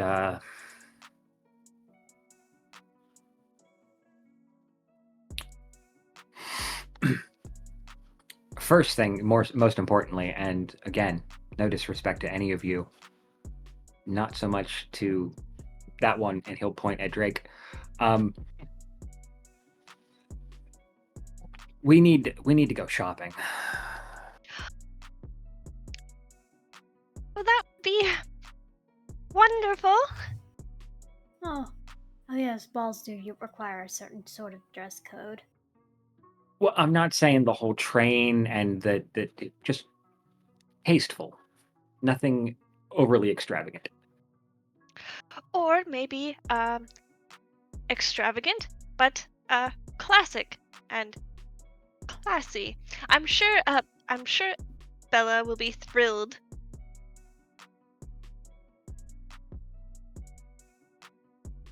Yes. Do we know any places that carry such attire at this time of night? Well, I'm sure we can find someone. If not, I can get us in anyway. Yes, I'm fairly certain amongst the lot of us would be able to bribe someone to keep a place open if we wanted to reserve some hours for some after-hours shopping. We could make a whole night of it. For the briefest moment, Matt looks at Sophie and kind of just has this internal flash where she suddenly looks like a black and white version of Lucille Ball, and then it just goes away.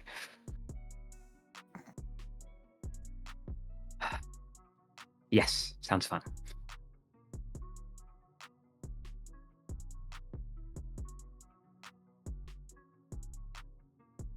Alright, are we doing this tonight? Are we waiting for when Bellatrix gets back from her duties?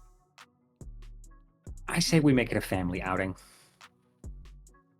Yes, I'm sure Bella would very much like to choose, especially she always has all those pieces of jewelry and things in her hair.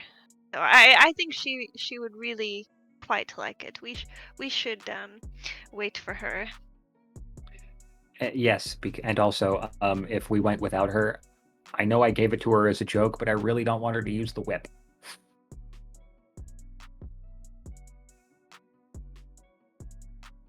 Do you think she's been practicing?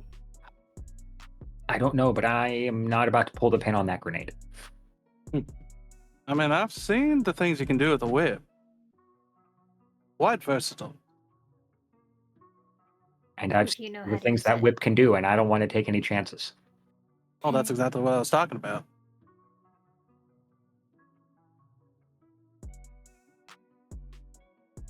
There is, well, since we are going to be waiting for Bellatrix to return from her, duties, there is something that I noticed while I was walking about earlier tonight.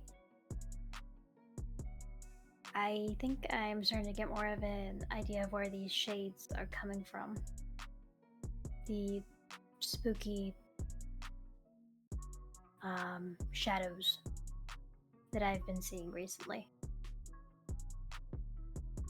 There seems to be this thing that consumes grief and assumedly feelings of mourning and identity, and may strip these spirits of their individuality in a sense in order to use them. I You followed a know- rather... Go ahead, miss. Followed a rather large one to a funeral procession, and it seemed to make out this grievous sound. She kind of looks over to Sophie. I think you may have heard it when we were addressing your problem. This large spirit that seems to cannibalize other spirits, that wouldn't come from, say, a particularly awful kindred, correct? Is this something that just apparates out of these feelings, perhaps in the city, or does it come from something in particular? It may come from a kindred, but my assumption would be that I need to do further research, but normally a kindred could control it. But these are occasionally phenomenons of their own. When disasters tend to happen and a large amount of death, these sort of phenomenons can happen, but it seems to have been escalating from before the hurricane. You know, I And can't. still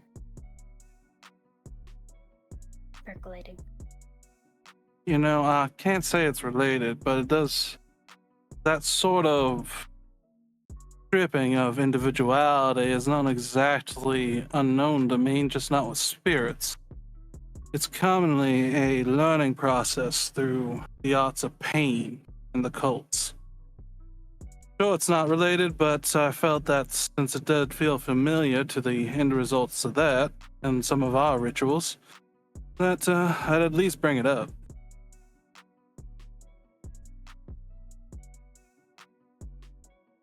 There's a knock at the door.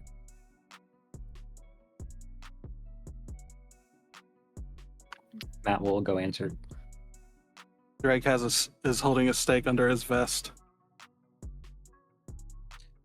You Perhaps open the it's- door. Oh wait, Go ahead. Bella wouldn't knock. She would just come in. You open the door, and wearing some kind of loose, kind of baggy clothing and a face mask is Sarah.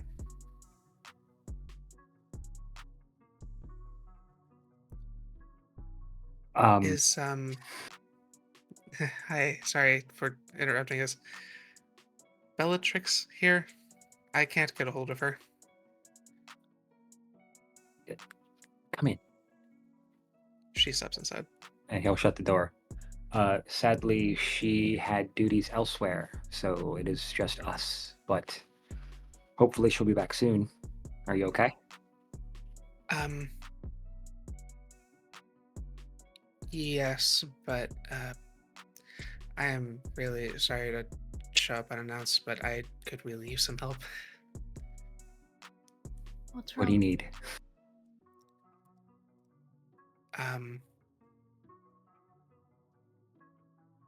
I got hungry. And Like the last time? Where? home. The tea shop. Is it still there? They are. Okay. Maggie will get up, pull her bag over her shoulder. I think Bellatrix is going to be mad at me. She may be, but He's that's only because she cares. Matt will put hands on her shoulder and then just look at her. He'll kind of kneel down to meet her eye to eye. These things happen. She might be mad, but we will fix this. She looks kind of scared, but she nods. Okay. I'll show you where they are. Good. Who all leaves to go to the tea shop? Matt definitely is going. Maggie's going. Sophie will go with them. If they all go, Drake will follow. You make your way. It's not very far. You find Tea and Taro. You step. She unlocks the door, lets you guys in, closes it. They're in the reading room. This way, and she takes you back, pulls the curtain out of the way, and you see 3 bodies. 2 just look like people you don't recognize, but the 3rd is Ophelia.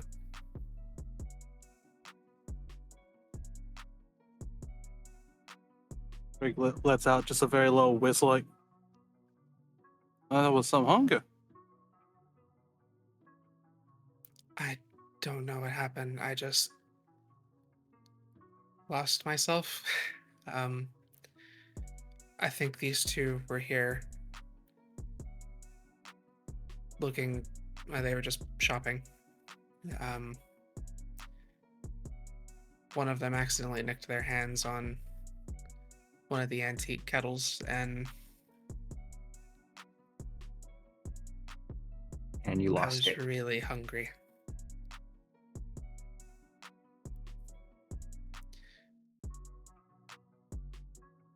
Okay.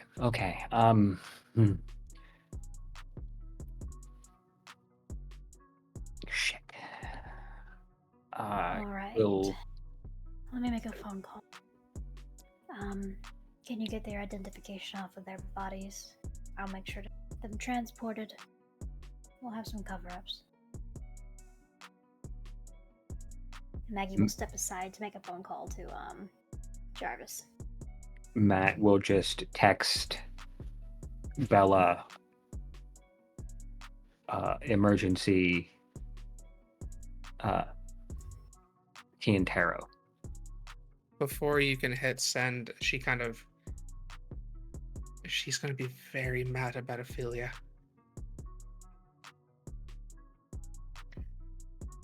Sophie will take her hand and she'll kneel in front of her.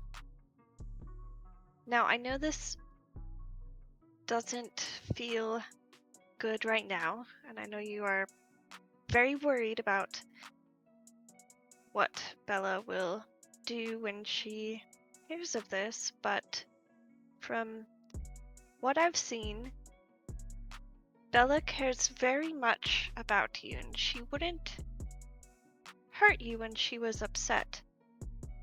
She's not like some people who show their anger in violent ways. She sometimes can get very stern and yell, and in a fight she's very tenacious, but I don't think you really have to worry that much. I once had a wonderful friend who similar situation happened to him, and he hurt some very nice creatures that didn't deserve it, much like these 3 people didn't. But after he maintained trying to be the best person that he could be, and he tried to be nice to people and not kill again. And that's what you should keep in mind. This does not define who you are in the future. Just, keep trying. We just have to keep trying. And she'll pat her on the shoulder.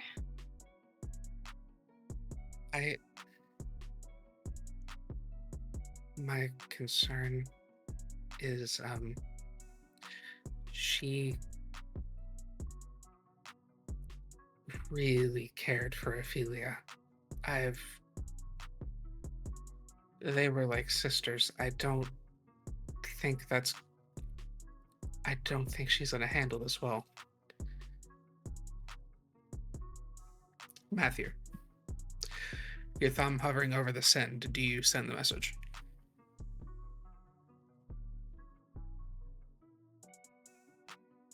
She's going to have to find out one way or another.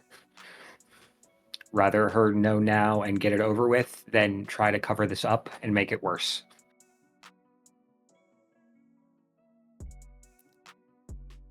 You hit send. Go ahead.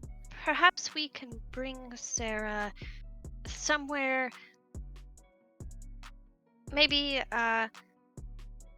with her grandsire, just as a third place, where perhaps if Bella were upset, she doesn't take it out on us or some other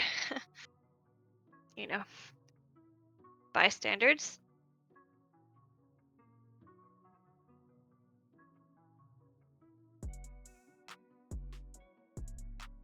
So somewhere with security in case she loses her damn mind, which we know she's going to do. Yes, which, Sarah, to clarify, she would never hurt you. But in a state of similar to how you just were, she might attempt to cause a ruckus with other people, but not you. But it may be safer if we are in some sort of neutral home. So like the Dali, perhaps? Somewhere close? That's a wonderful idea, Mr. Halden.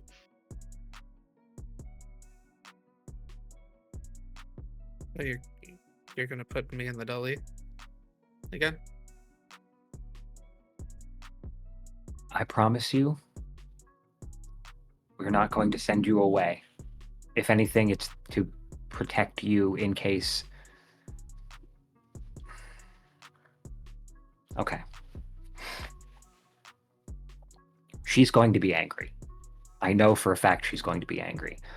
I just lost someone close to me, and I was very angry at the person that did it. This was an accident. That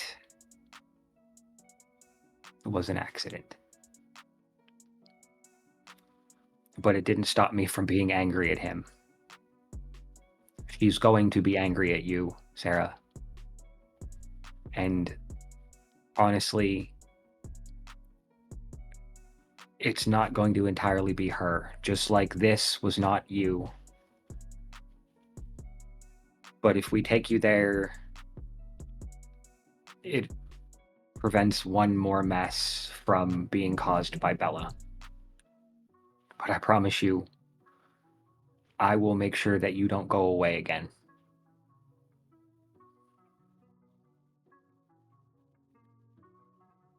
Give me charisma persuasion. Well, he's doing that. Drake's gonna walk towards the bodies. How efficient was she at dispatching all 3 of them? Does it look like? give me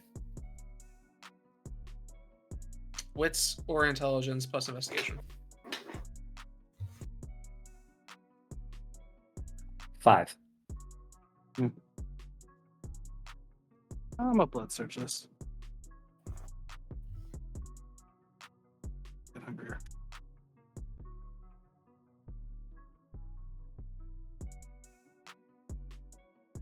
Three.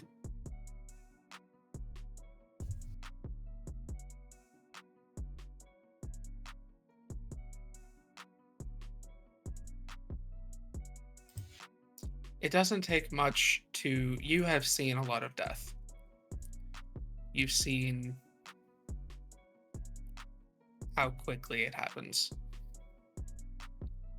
You go back and you kind of evaluate the room, the main room of the tea shop. You see a crack in a glass case. You see a large pool of blood on the carpet. And then you see blood smearing across the case over the counter to the other side, where you see some of the display mugs have been shattered. You go back and look the bodies over. You see one, their throat has been completely ripped out. The second human, their head has little shards of glass in it. And then you see that their blood seems to have been pulled from them with such efficiency. The only visible blood on the body is what is stained to the forehead, and they are dried to a husk. And the third put up the most fight, Ophelia, but was overwhelmed. This child is strong. This child is fast. And they can drain a person within a moment.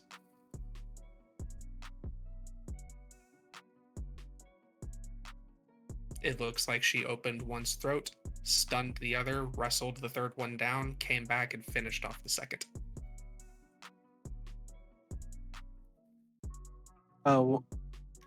Real quick, Greg is going to give a little tiny finger wave at Maggie and gesture with his head to another room while that resolves. Okay. Maggie will follow after she. As you two go to walk away, Matt, Sarah kind of nods. Okay, I'll go.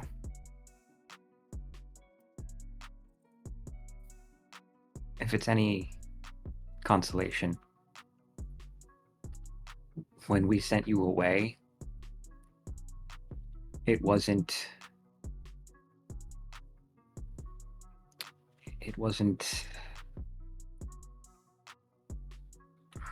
we were trying to keep you from this world. And unfortunately, we delivered you right into the hands of someone who brought you right into it. This is not your fault. I'm not worried about being sent away. You can see a little bit of blood starting to pool into the corner. I don't want Bellatrix to hate me. Look, and he'll like kneel down to look up at her, and he'll kind of take her hands. She's going to be angry. Any one of us would be angry for this. But she's not going to hate you. She's going to hate that damn thing that's inside you. We all hate that thing that's inside us. It's the one that does this. It's the one that did that. You didn't cause this disaster. It did. So she's going to be angry at you, but I promise you it's not going to be directed to you.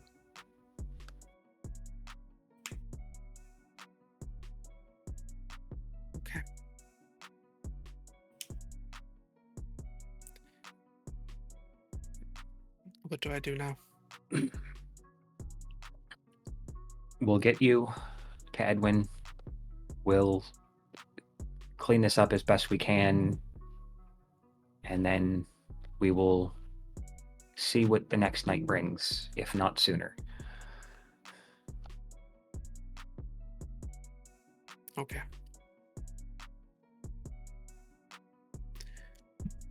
Drake and Maggie, you step out to another area.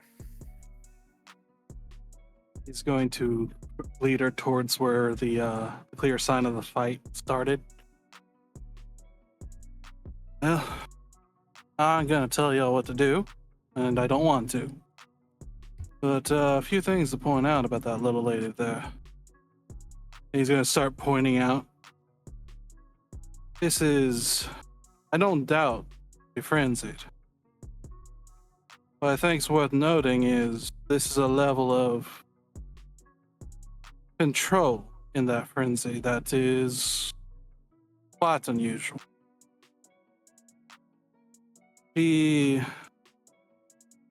That's a rather impressive bit of power and healing for just a simple frenzy. Now, don't get me wrong, the amount of devastation makes sense, but the efficiency of it, well, that comes from trained killing, ingrained ability.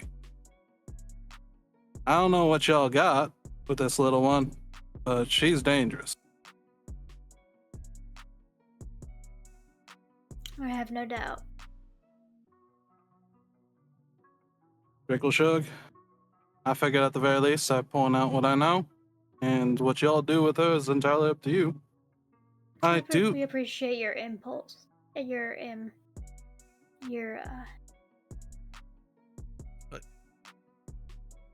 indiscretion. input. That said, now this is all up to you. I think one thing, my friend is the one that runs that fight club. I'm not exactly sure what y'all think about it, but maybe some trained aggression could go a long way to her better knowing herself. And I'm sure Perhaps that is an interesting and possibly constructive way of her learning how to use her strength, but you will have to discuss it with the person that is responsible for her.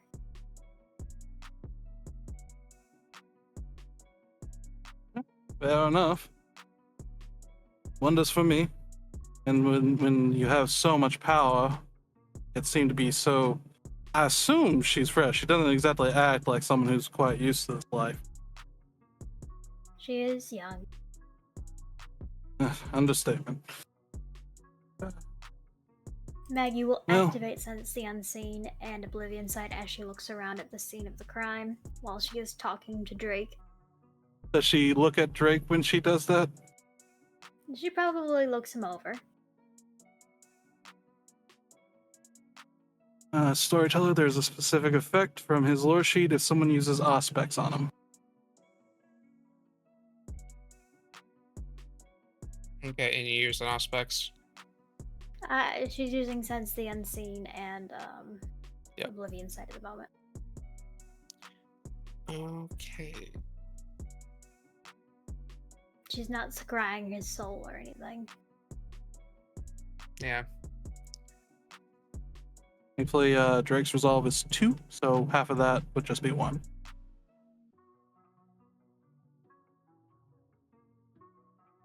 Specifically the first cursed. Yeah. Give me a moment. I'm having to find it.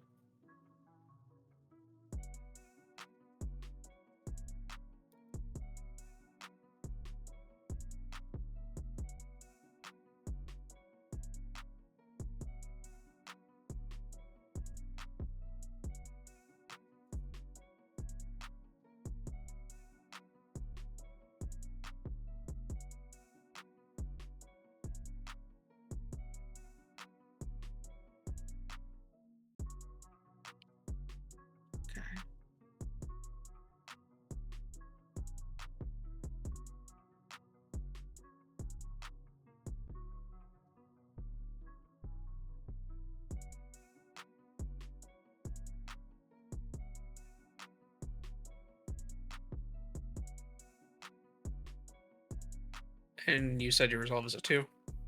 Yep. Okay. And what are you trying to glean from this, Mega? She's just trying to see if anything has remained attached here or if there are any artifacts. She's not specifically focusing on Drake, but her gaze does sweep over him because he is in the room. There It's more of an is area effect kind of deal. something peculiar when you take a look over at Drake. It's almost as if there is something warmly kind of wrapping around him at all times. But in the moment of perceiving it, you receive the sensation of it, like a migraine, which you haven't felt in a long time, as your resolve and willpower drop by 1 until the end of the scene. So is that a superficial damage? It's not. It is not damage. It just drops, like your total. Oh. Okay. Her eyes will narrow for a moment. Mr. Monahan, can you please leave the room? Look and sure thing. And he will step away out of the room. Not the first time. And she will continue to take her look around, trying to rub out the headache that is now kind of ingrained in her head.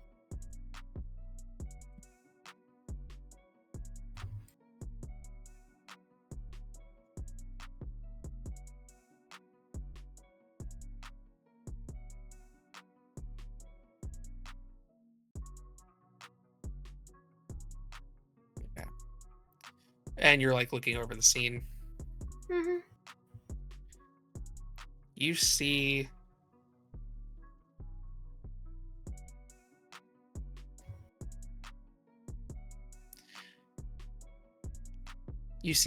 there's actually, this room lights up a bit. Not very dramatically, but there is a few presences here.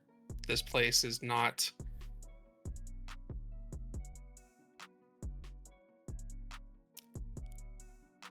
unfamiliar with lingering presences, but what you do notice is kind of shimmering almost behind the counter, where you see some of the blood that was likely Ophelia's. You see this prismatic, very similar to the aura you witnessed on Bellatrix, kind of shimmering rapidly around that blood and then beginning to recede.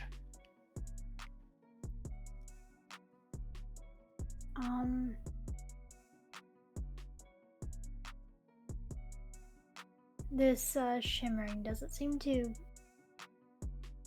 be like the spirit that is attached to the mage thing that is attached to Bellatrix? It did have a similar kind of presentation, but using Sense the Unseen, you're only really getting like a slight prism that seems to almost vibrate on the blood, but is receding within it. Oblivion side up too. You see the image of Bellatrix almost hovering over the blood, just staring at the destroyed space. You see the face is twisted and furious, and the spirit is shaking. You watch as those same faces kind of pop out of the back of the head, and you see one finally kind of pull back as Bellatrix's form kind of leans forward. You see the image of Ophelia kind of turn, look, and then you watch as it seems to, like when glass blowing, snip off and vanish entirely. You watch as the form begins to shake violently and then vanishes.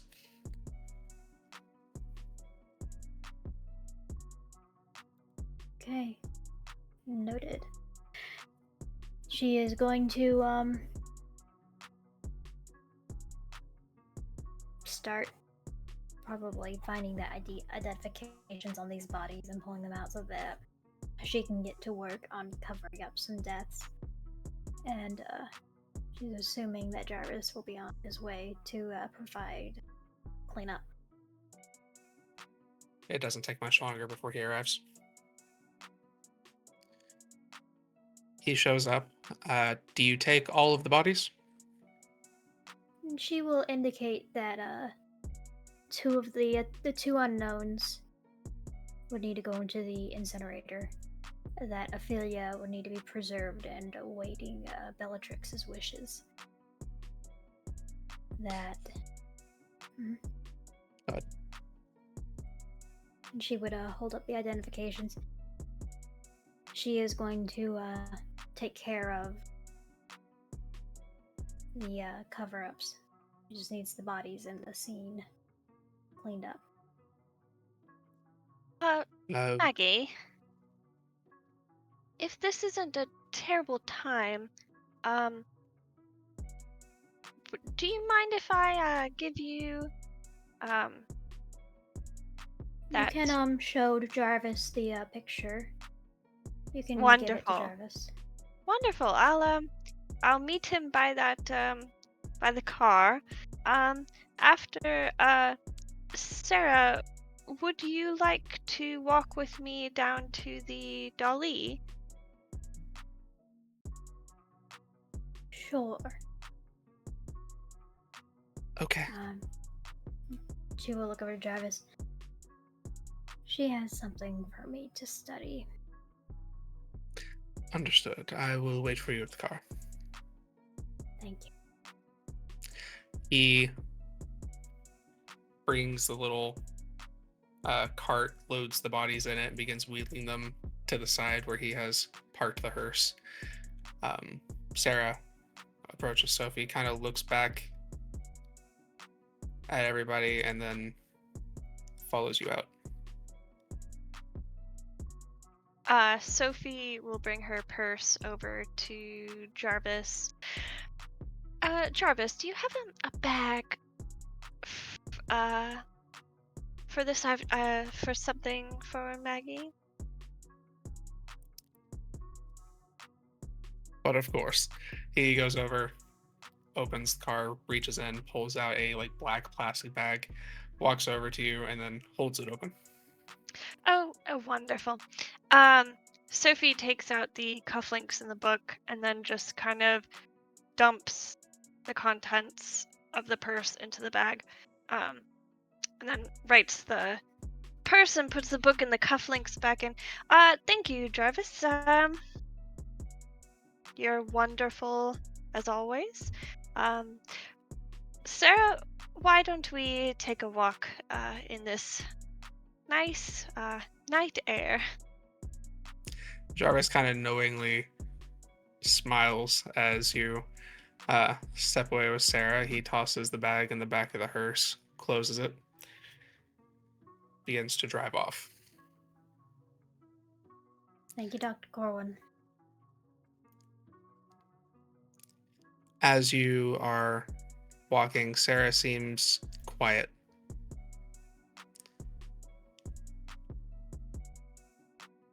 It doesn't take long until you are on the street, getting ready to head to the dolly.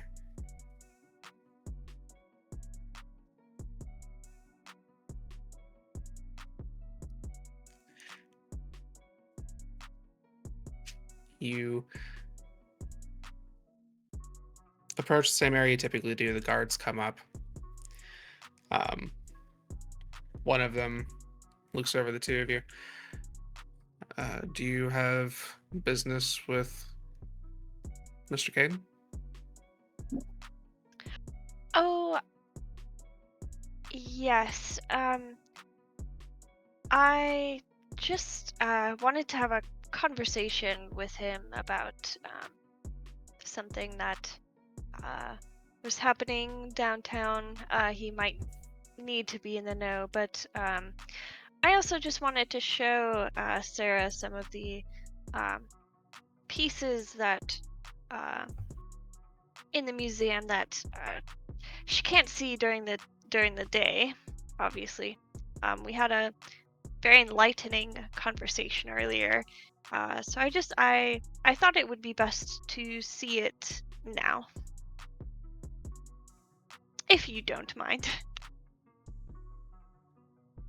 Oh, well, I do believe Mr. Kane has granted your coterie access to the dolly after hours. That shouldn't be a problem at all. Um, do you Thank need to you. see Mr. Kane first, or are you heading straight to the... No, the some of my coterie may be down here later. So I wouldn't bother him now with just the two of us. We will just take our time in the museum. Very well. He looks over at the kid and lets you guys into the building. Sarah quietly follows you.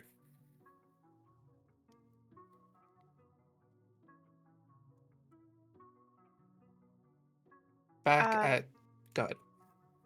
oh, Sophie will begin to walk through the museum, and she'll begin telling Sarah um, a bit about what she's seen of what happened with Duncan and how she was able to look over that and forgive him, and how she's beginning to forgive Nick for what he did. And she'll go through all of that, recounting that. How much do you tell her about what Duncan did? She will go not into a lot of detail because she does see Sarah as kind of a child, but she will give a fair amount of information that perhaps the rest of the coterie doesn't know. Okay.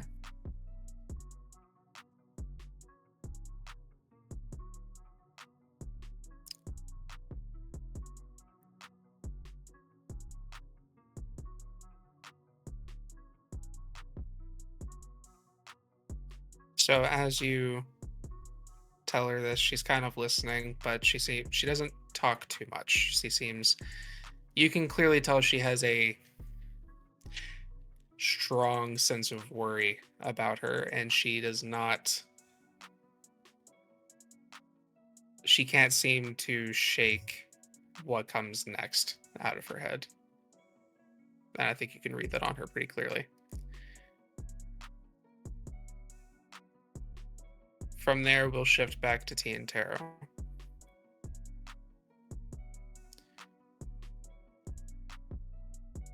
The bodies have been removed, taken to the mortuary. What are you guys doing now? Spot cleaning. Maggie's basically going over what was cleaned up and making sure that there wasn't really other evidence left. Yeah, Matt's going to assist with trying to make sure he's not going to be able to make this place perfect, but he's going to at least assist in cleaning up the mess as best he can. It's walking back and forth between helping with that and just making sure the front is secure. There are no further problems.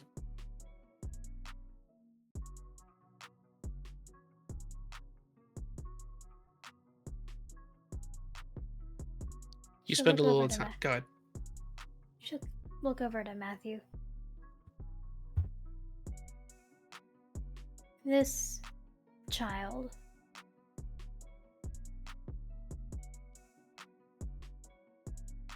How old is she?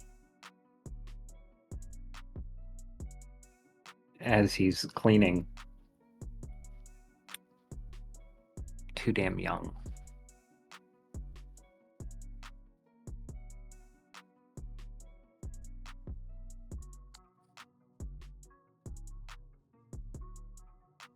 This was very efficient.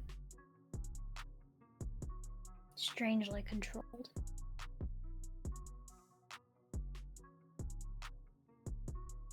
And he'll just kind of stop mid-wipe and then look over at Maggie. You don't think this was accidental?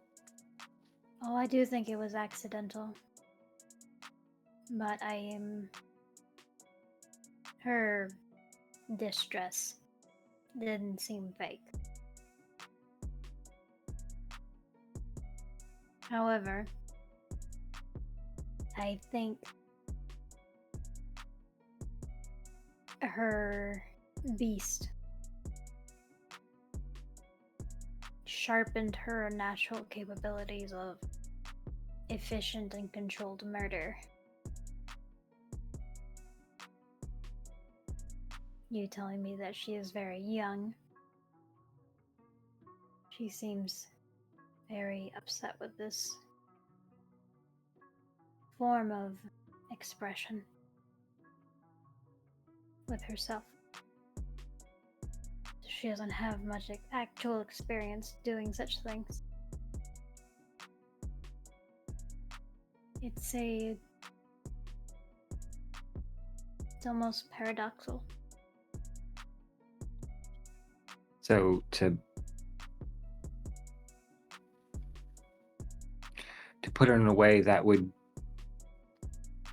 make sense to Mr. Monahan here, you're saying that the beast basically made her punch above her weight?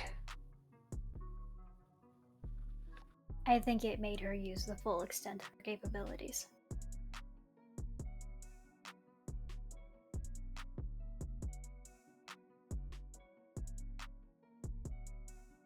So she's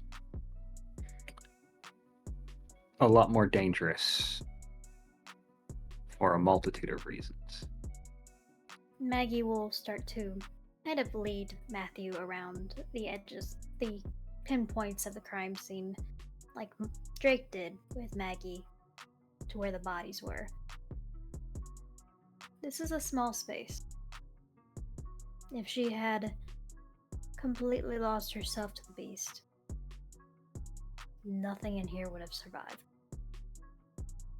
Not with the level of strength she exerted.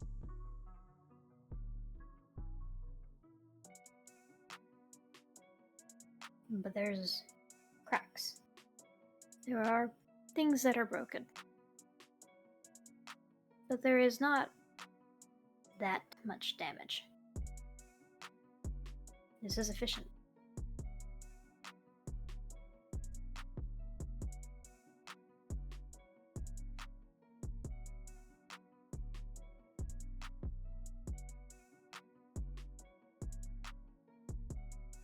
I would You recommend. say that. I'm sorry, go ahead. Oh, I was just going to say, now that you say that, and he'll just look around at the not as messy as it should be tea shop.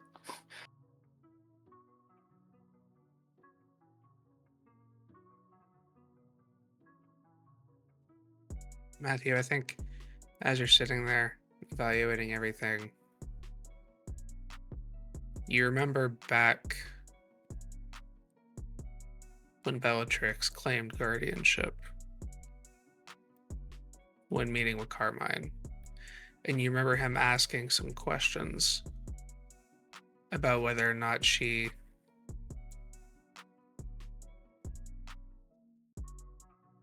might have been fully herself at all times.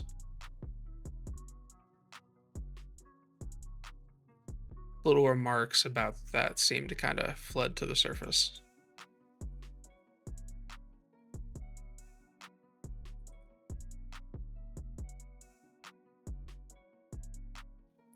when she came back to us, the one that made her did so without permission. And she was forced to feed off of him.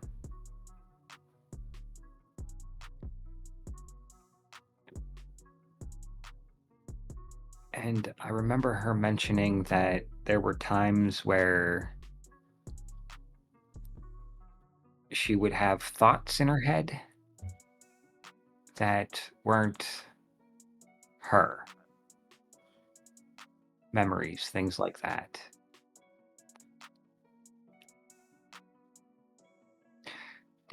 I don't remember if the actual term diablerie was mentioned. This is me asking you, Devlin, if the term diablerie was ever mentioned. The term itself was not, but you did hear her before she knew what the word was. She confessed to you guys that she had diablerized her sire. And yeah, so she's been, I guess, seeing things or remembering things that weren't her own thoughts and memories. I see.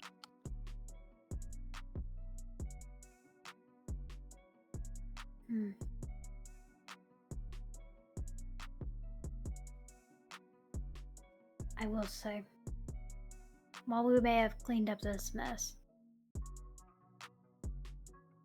considering her state of mind, there may be a need for monitored feedings.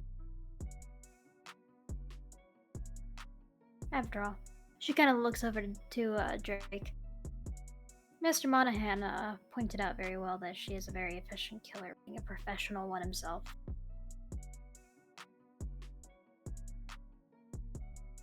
I mean, artists know artists, I guess. You recognize your own craft.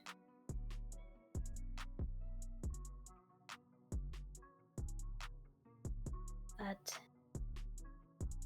the minimum would be monitoring feedings. I do not think in the end it will all fall to Bellatrix since she is taking accounting of her. Was Ophelia her ghoul?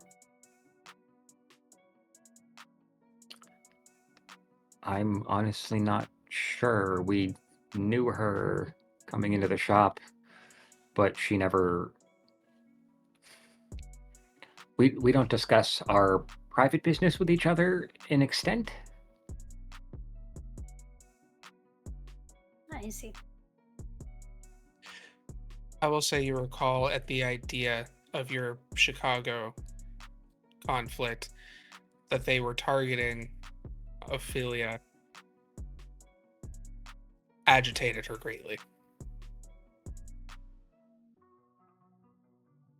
I can tell you that this is going to be a very difficult next couple of nights. I see. Because regardless of who this woman was to her,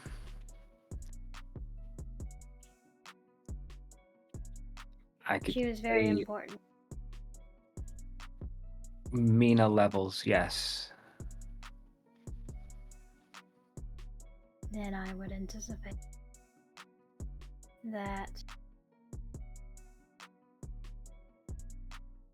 at worst, Sarah may not survive this.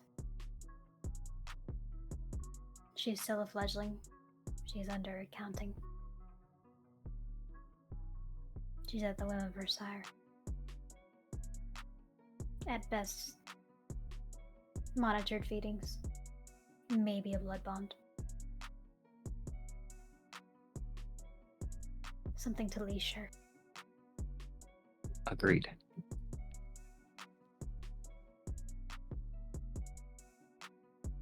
But we will all need to keep an eye on her if this is the sort of behavior she exhibits against her own will.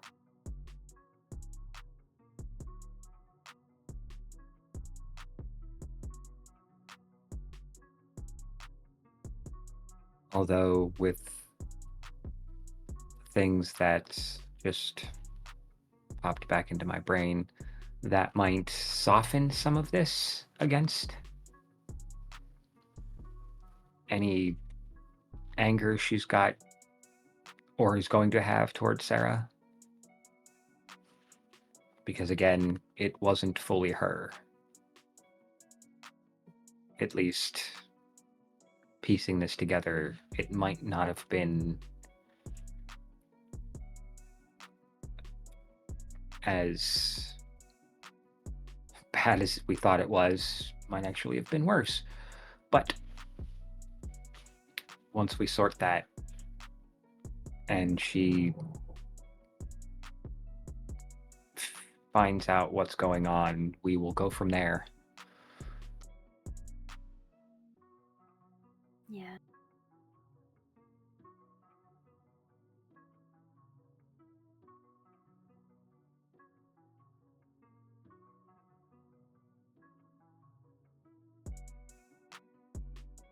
And Maggie will finish cleaning up in the area that she's in.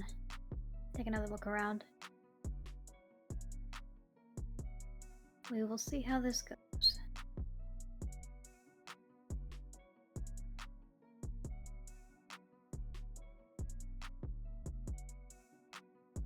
Give me just a moment. Once we're finished here, I have to take care of a little bit of business before I find my way back there at the deli. Of course. Would you like to do this alone?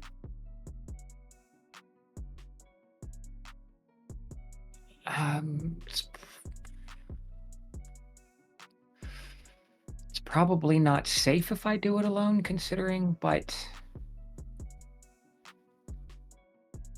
Do you want to tell me what you're doing?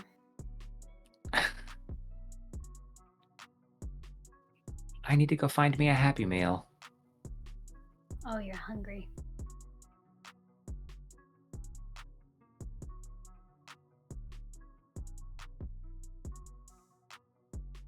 Anything in particular that you're looking for?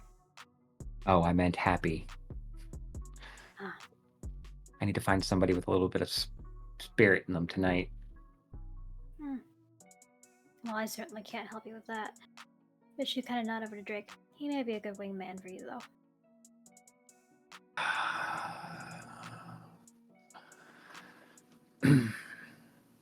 He's gonna be around more often.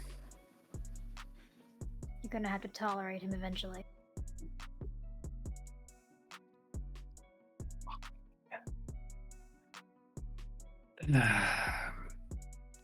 After Monahan, okay. What's up, pretty boy? would you mind accompanying me? I have to go out for a bite to eat, and Miss Haywood suggested you accompany me. Well, I'll make sure to stay more to the edges. Don't want to frighten the little nuggets, now do I? But I'll make sure things go well for you. Excellent.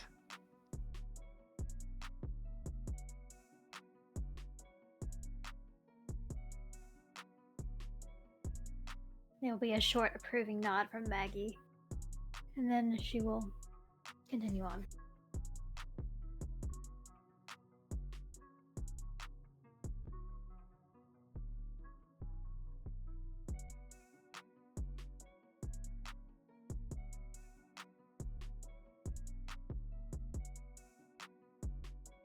So.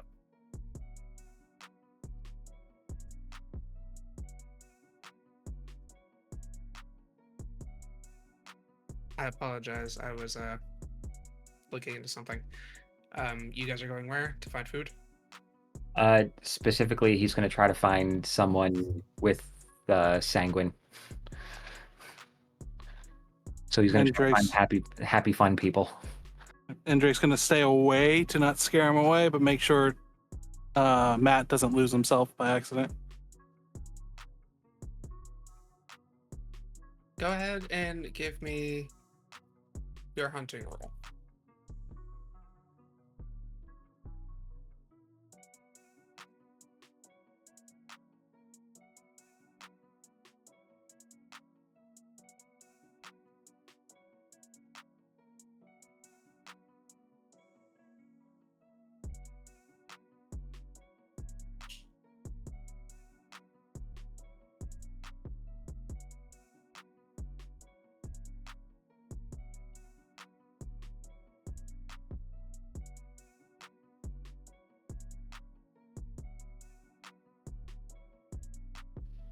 Crit. No problem at all. You find your food without any complications. As you two have headed off, Maggie, what did you do? Maggie would likely have remained at T and Taro, and until something else may have called her away. She probably would have ended back up at her mortuary at the end of the night if the coterie didn't regroup. As you are waiting to hear back from anybody, your phone rings. Okay. She will pull it out and check the ID. It's Dr. Corvin. She'll pick up. Dr. Corwin?